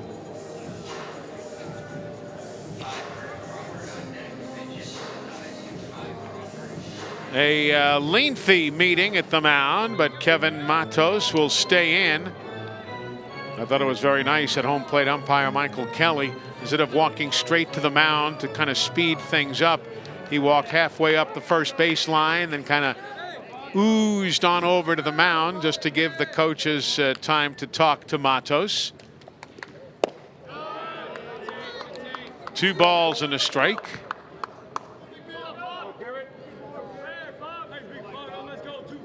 Pinckney led off with a triple, scored on a passed ball. Jarvis single to left center. That's where we are now in the bottom of 7. And that's another advancement right there, all the way around second base. Jarvis, and he's being held up with nobody out. Into second base goes Fago. So he comes in and debuts with a nice double to left. That's just got to be a huge feeling for any athlete. Yeah, just to be able to get that first one out of there. Yeah. Fastball kind of coming in on his hands. Does a nice job spinning on it. Third baseman Lopez is, to me, a little bit off the line. And, hey, if he's going to play off the line, I'm going to sneak one in the bag. Yeah. Not that Fago didn't hit at Stetson. He did. But, you know, this is a different level, different place, different world. As Graham Crawford now will check in as the new pinch hitter for the Crimson Tide. You're always trying to prove yourself, though, to a new team, new fan base. And so, sure. Yeah, to get that first one out of the way is always big. Runners are at second and third. From Hattiesburg, Mississippi. Crawford pinch hitting here in the 7th for Caden Rose. Rose today single to left, popped up and hit into a double play. Who's got it? The center fielder says, I do, and Ian Matos will retire Crawford. And there's 1 out here in the 5th. Excuse me, 1 out here in the 7th. And Will Portera comes to the plate. He's catching today with Dominic Tamez getting the afternoon off, resting up for the Texas series this weekend. Portera doubled and scored back in the 6th.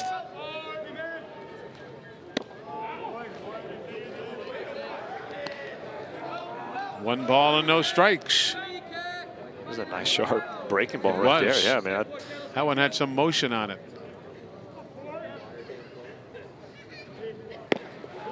The lights are on now here at Sewell Thomas Stadium, with it being a overcast day, and it's now 5:12 as we close in on sunset time. Nice stop inside by the catcher Hunter May, who leaned over to make the grab.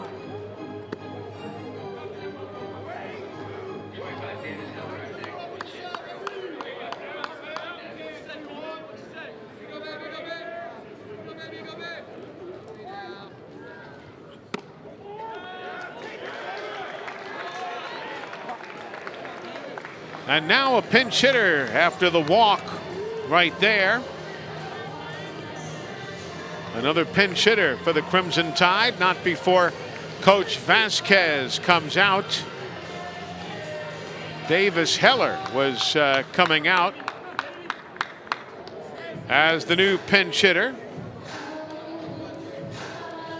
And there's going to be a new pitcher coming in, Luis Rodriguez. Luis Rodriguez trotting in for the bullpen. He'll be the fourth pitcher for the Hornets.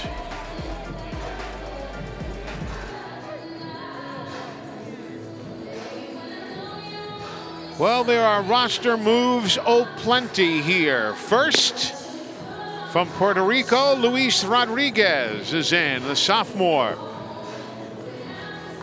Rodriguez making his second appearance of the year. He lasted a third of an inning, giving up 1 hit, 1 walk, and a strikeout earlier in the season. And he'll be facing Heller, Davis Heller, who will pinch hit for the Alabama Crimson Tide. Heller in for Drew Williamson. We will tell you that the 10-run rule is in effect today. If either team, or in this case Alabama, takes a 10-run lead, that would end the ball game. Bama's up 8-1 right now. There, like we mentioned earlier, Mr. Palmer, Alabama State starting pitcher, his first game back from a Tommy John. Yeah. Well, Davis Heller, last time he was in Alabama uniform, had a monster stretch and absolutely tore the hamstring. So this is his first action back from an injury. He looks taller than ever. Heller does. He's a big young man. And not many guys make Drew Williamson look small, Yeah. but he sure does. 6'8" is what they list him as. 6'8", 250 pounds. Here's the 1-2. That's why I never stretch, you see. It's too dangerous. That's You true. can pull hamstrings. Especially can when you do stretch all like sorts. that. Yeah. I try and stay away from that. 2 balls and 2 strikes, 1 out. Bags are full of Crimson Tiders right now. Right side, long run. Jamison with speed comes in. Can't get there. Here comes 1 run. And that will advance everybody 1 base. It'll be a single to short right field for Heller. And you know, with his speed, I thought Jamison might be able to get there. Well, he did a great job of closing on it. He just had to run a very long way. And you see right at the last minute, he dives and just misses it by about a foot. Alabama runners thinking he's probably going to get a chance to catch it. They hold up, they go halfway, so they're only able to move up station to station, giving Heller only 1 RBI on a single. So Jarvis will score. Fago will advance to third base. Portera to second. Heller is on at first. And now Zane Denton.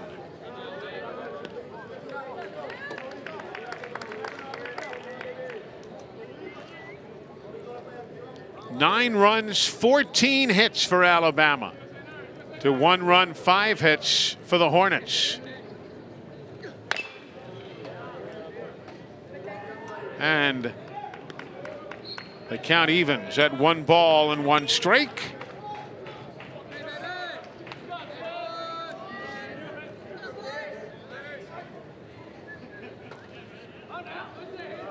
Zane hitting .300 on the year. 1 for 4 today. Line to third, not in time to double things up. But Denton lines out to the third baseman, Lopez. And there are now 2 men gone.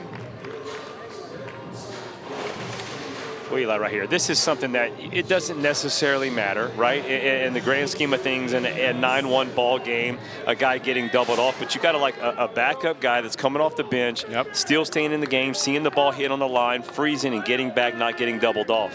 Now Camden Hayslip, who came in as a pinch runner in the 6th, stays in and fouls it back here in the 7th.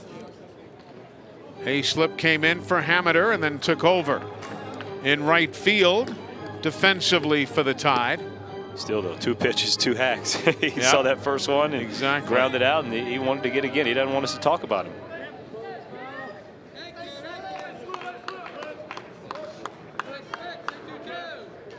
The 0-1 to Camden Hayslip. That was a nice pitch by Luis Rodriguez. Hey, Luis been 90 to 92 with the fastball. Seen a little bit of breaking ball, but mostly fastballs, just attacking the zone. The 0-2.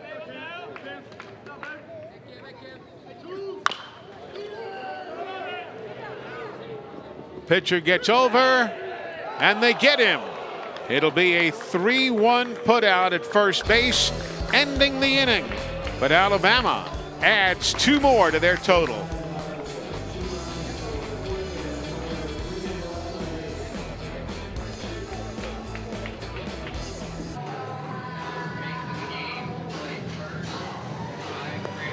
Another pitcher for the Alabama Crimson Tide. Lance, our first look at Trace Moore here today.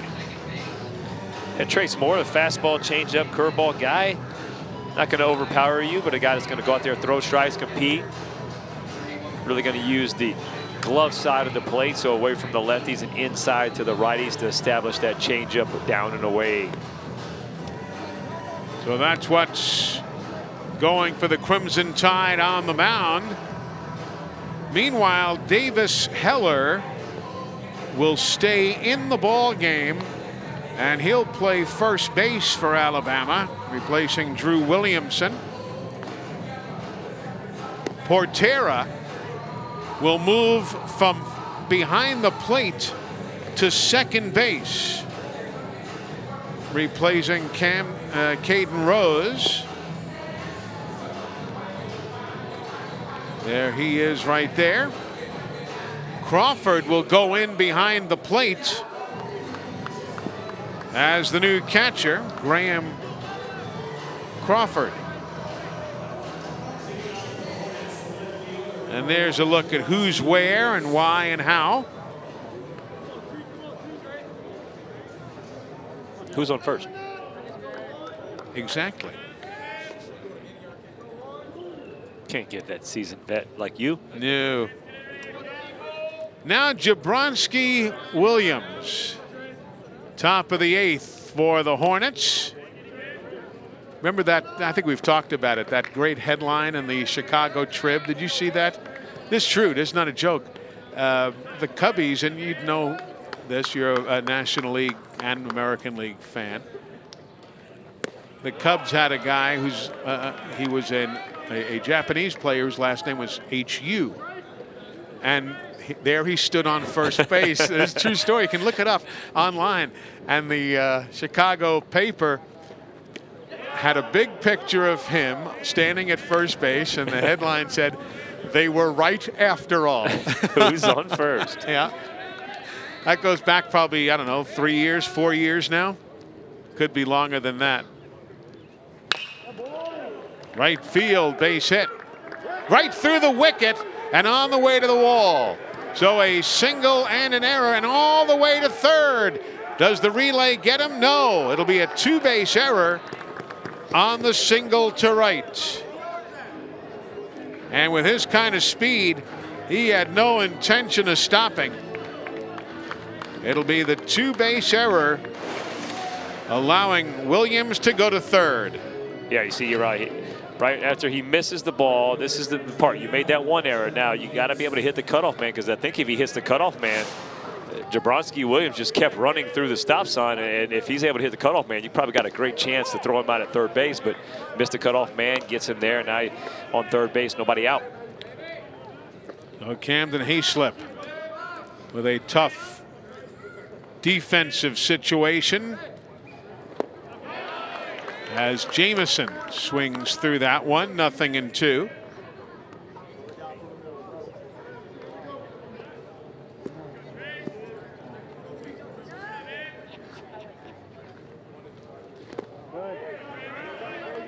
In the dirt, blocked by Crawford.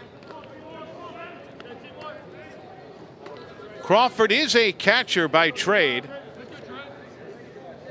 First time we're seeing him this season. Line past the third baseman, and the run comes in. So a single to left by Trenton Jamison. It'll be an RBI single, an unearned run after that two-base error that allowed Williams to get to third. So now Christopher de Guzman steps in.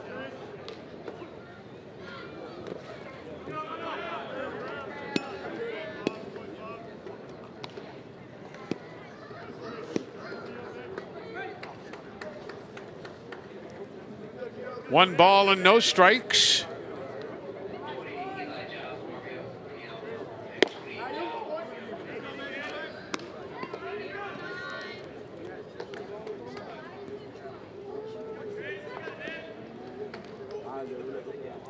Two balls and nothing to de Guzman. That one's fouled back.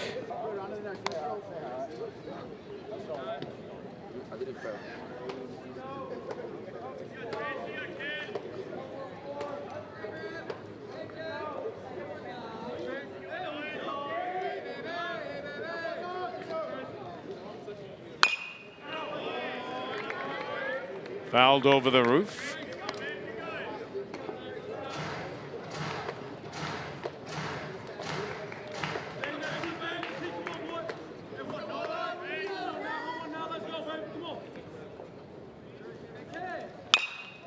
That one towards the right side. Camden Hayslip will put that one away for out number 1 of the 8th inning. So de Guzman is retired, and the catcher Hunter May will now step in. 0 for 2 and hit by a pitch today. A nice job by Ball. Fastball sped up de Guzman's bat, and then he goes change up away, gets that easy pop fly.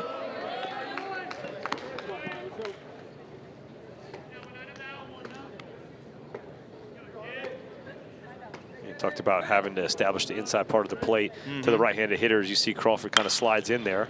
That one is hit distance but foul down the left side.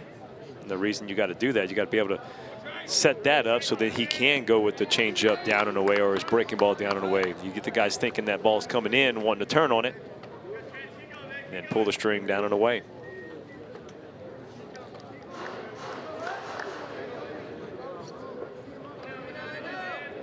One gone, top of the 8th.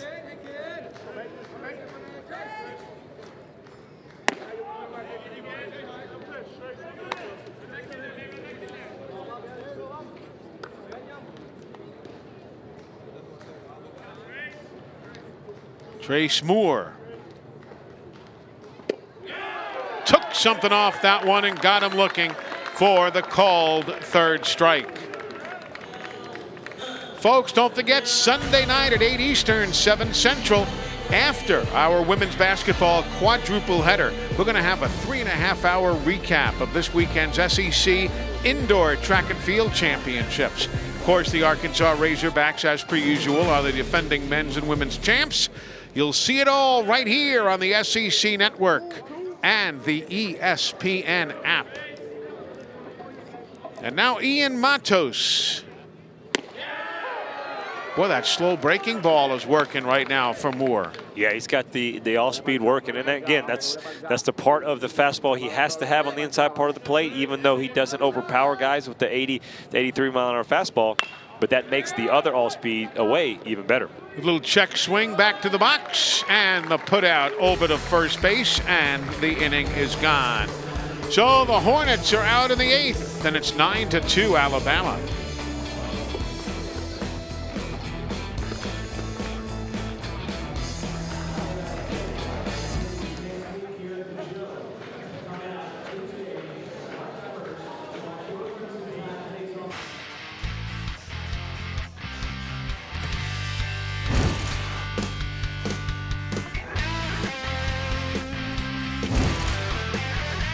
Tell you, some big names have come out of the SEC to the bigs, haven't they?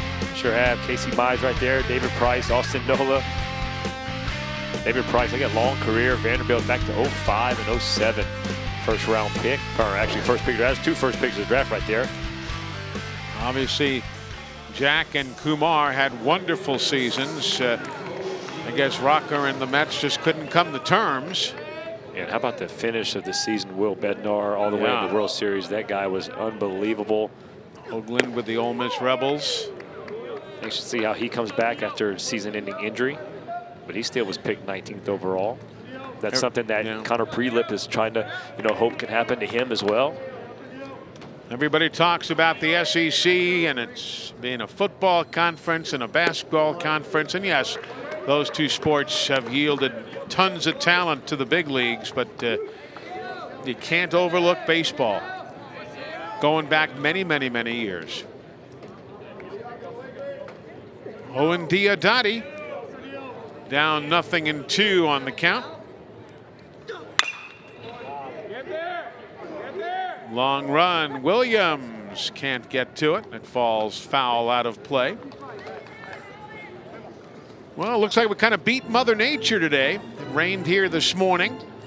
Then it had a heavy mist at about, 2 o'clock or so. I call it a Mississippi mist. It missed Mississippi and it hit here. But the weather has cooperated as we now work at 5:30 in the afternoon on this Tuesday. Alabama's up 9-2 at a beautiful ballpark, Sewell Thomas Stadium.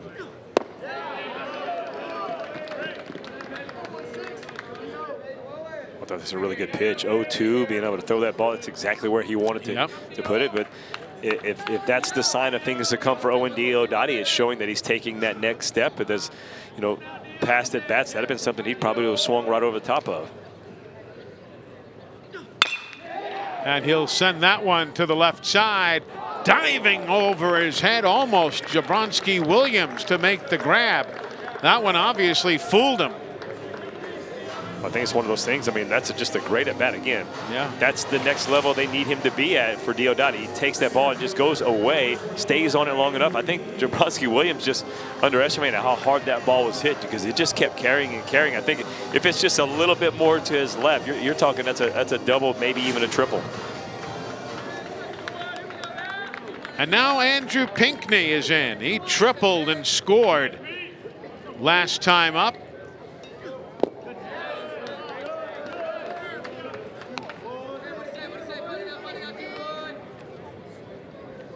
Luis Rodriguez on the mound for the Hornets, the 4th pitcher of the day. Palmer, Melendez, Matos, and now Rodriguez. Right side. In his tracks, the first baseman, Chris Lewis, for out number 2. So 2 men are away here in the Alabama 8th, and it brings up Jim Jarvis. He was hit by a pitch. He hit a 2-run homer. He struck out and then singled to left center and scored. Quite a productive day.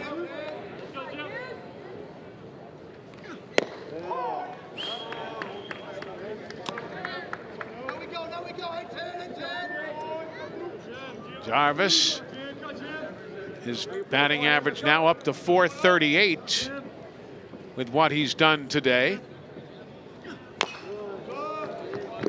Fouls that one off. If you're just joining us in the 3rd inning, he hit a big booming home run to right center field. Watch this. Yeah, that's a beautiful swing right there by Jarvis. And you see him out of the box hustling because that's the first time he's ever done that, Eli. Yeah. 96 exit velocity. Launch angle, he hit that ball straight up, but he just had enough pop to get it out of here. This one high to the shortstop and grabbed by De Guzman for the third out. We go to the ninth with Alabama up by 7.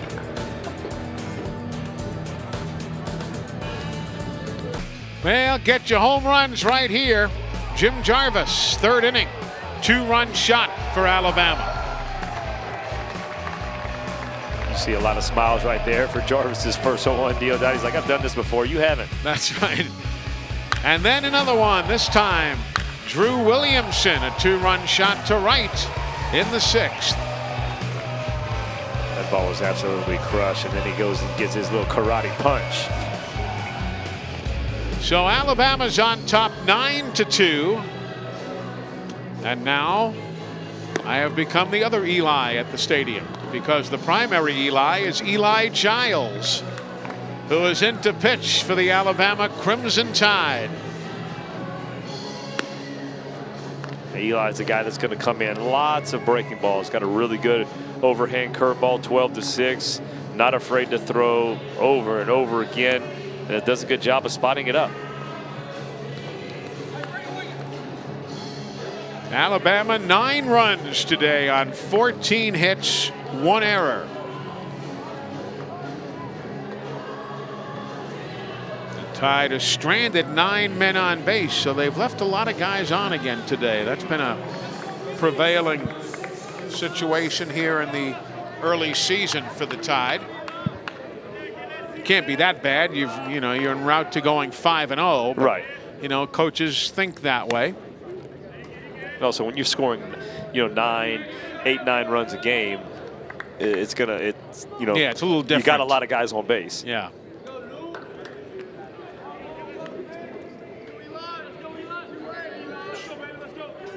Chris Lewis, the first baseman for the Hornets. 0 for 2 and a walk today.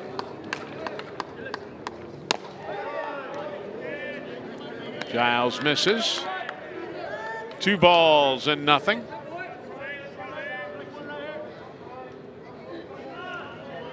Bama hitting .378 for the day, and the Hornets just .233.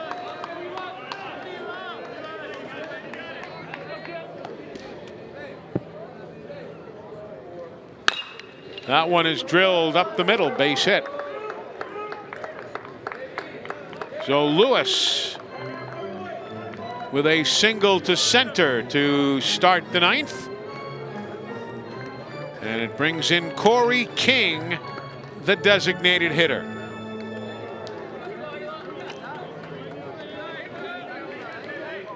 King 1 for 3 today. Flew to center, struck out swinging, and singled to right center.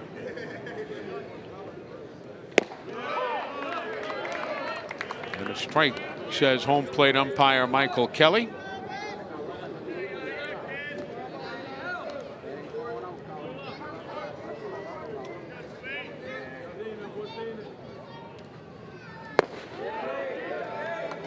Good hustle by Crawford to flag that one down behind the plate. Alabama State will not apparently have to use their closer today, Peyton Harris, and I mention that simply because he had a rough night last night, and Coach Vasquez told me earlier today, said I wouldn't mind not having to use him and give him a little time before they open up a 3-game set with Tennessee Martin on the weekend. Yeah, especially early on in the year. But yeah, I think it comes back to it, though, as a reliever, like that's the guy you want to get back out there. Like you don't want to sit on every game or every time you come to the park, you're sitting on that last outing. And so, that's one of those ones, you give him a little break, but especially early in the year, but get him right back in there, and that way you can leave on some success.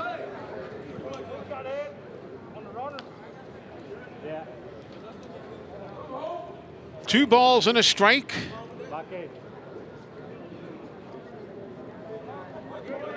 Little discussion over at first base.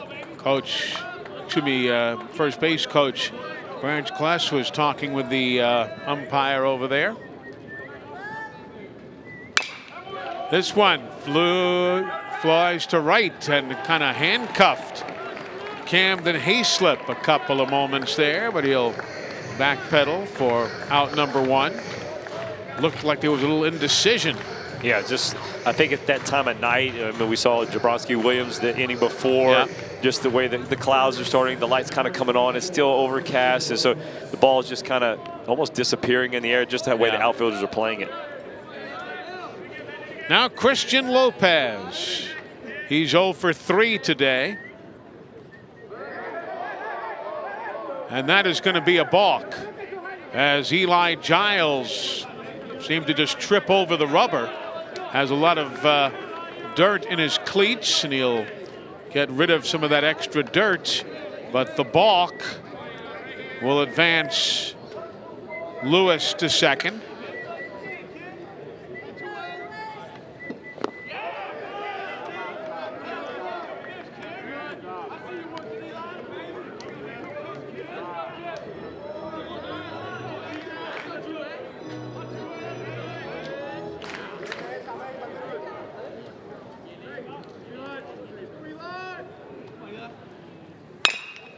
Bouncing ball.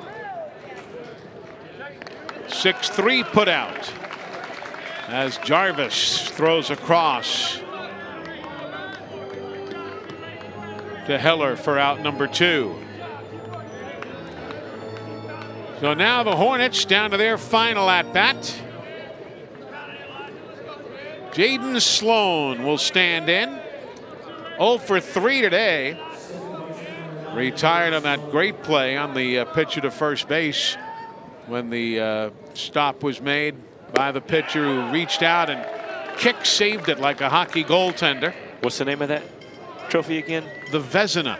It's named after George Georges Vezina, Vezina. Goes annually to the best goaltender in the National Hockey League.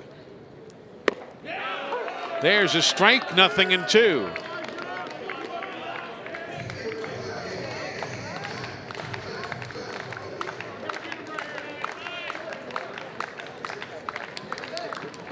The 0-2 with a runner at third.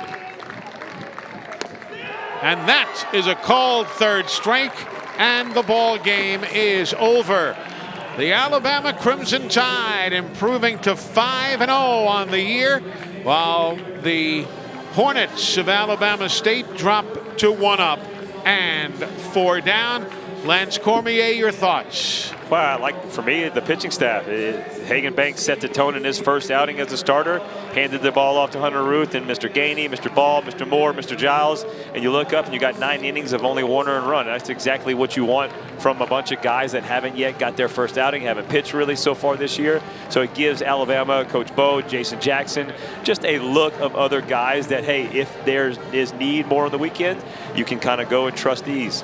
Alabama 9 runs, 14 hits, 1 error. They strand 9 men on base, while Alabama State goes with 2 runs on 8 hits, no errors, and they leave 7. Hope you enjoyed our coverage here today. Nate Palmer takes the loss as first. Hagen Banks gets the win for the Alabama Crimson Tide. For Lance Cormier and the whole crew, I'm Eli Gold saying so long from Tuscaloosa. Again, the final score, Bama 9, Alabama State 2. Tune in next Tuesday. The Tide takes on UT Martin right here at the Joe. Again, thanks for joining us. This has been a presentation of the SEC ESPN Network. Have a great night, everybody.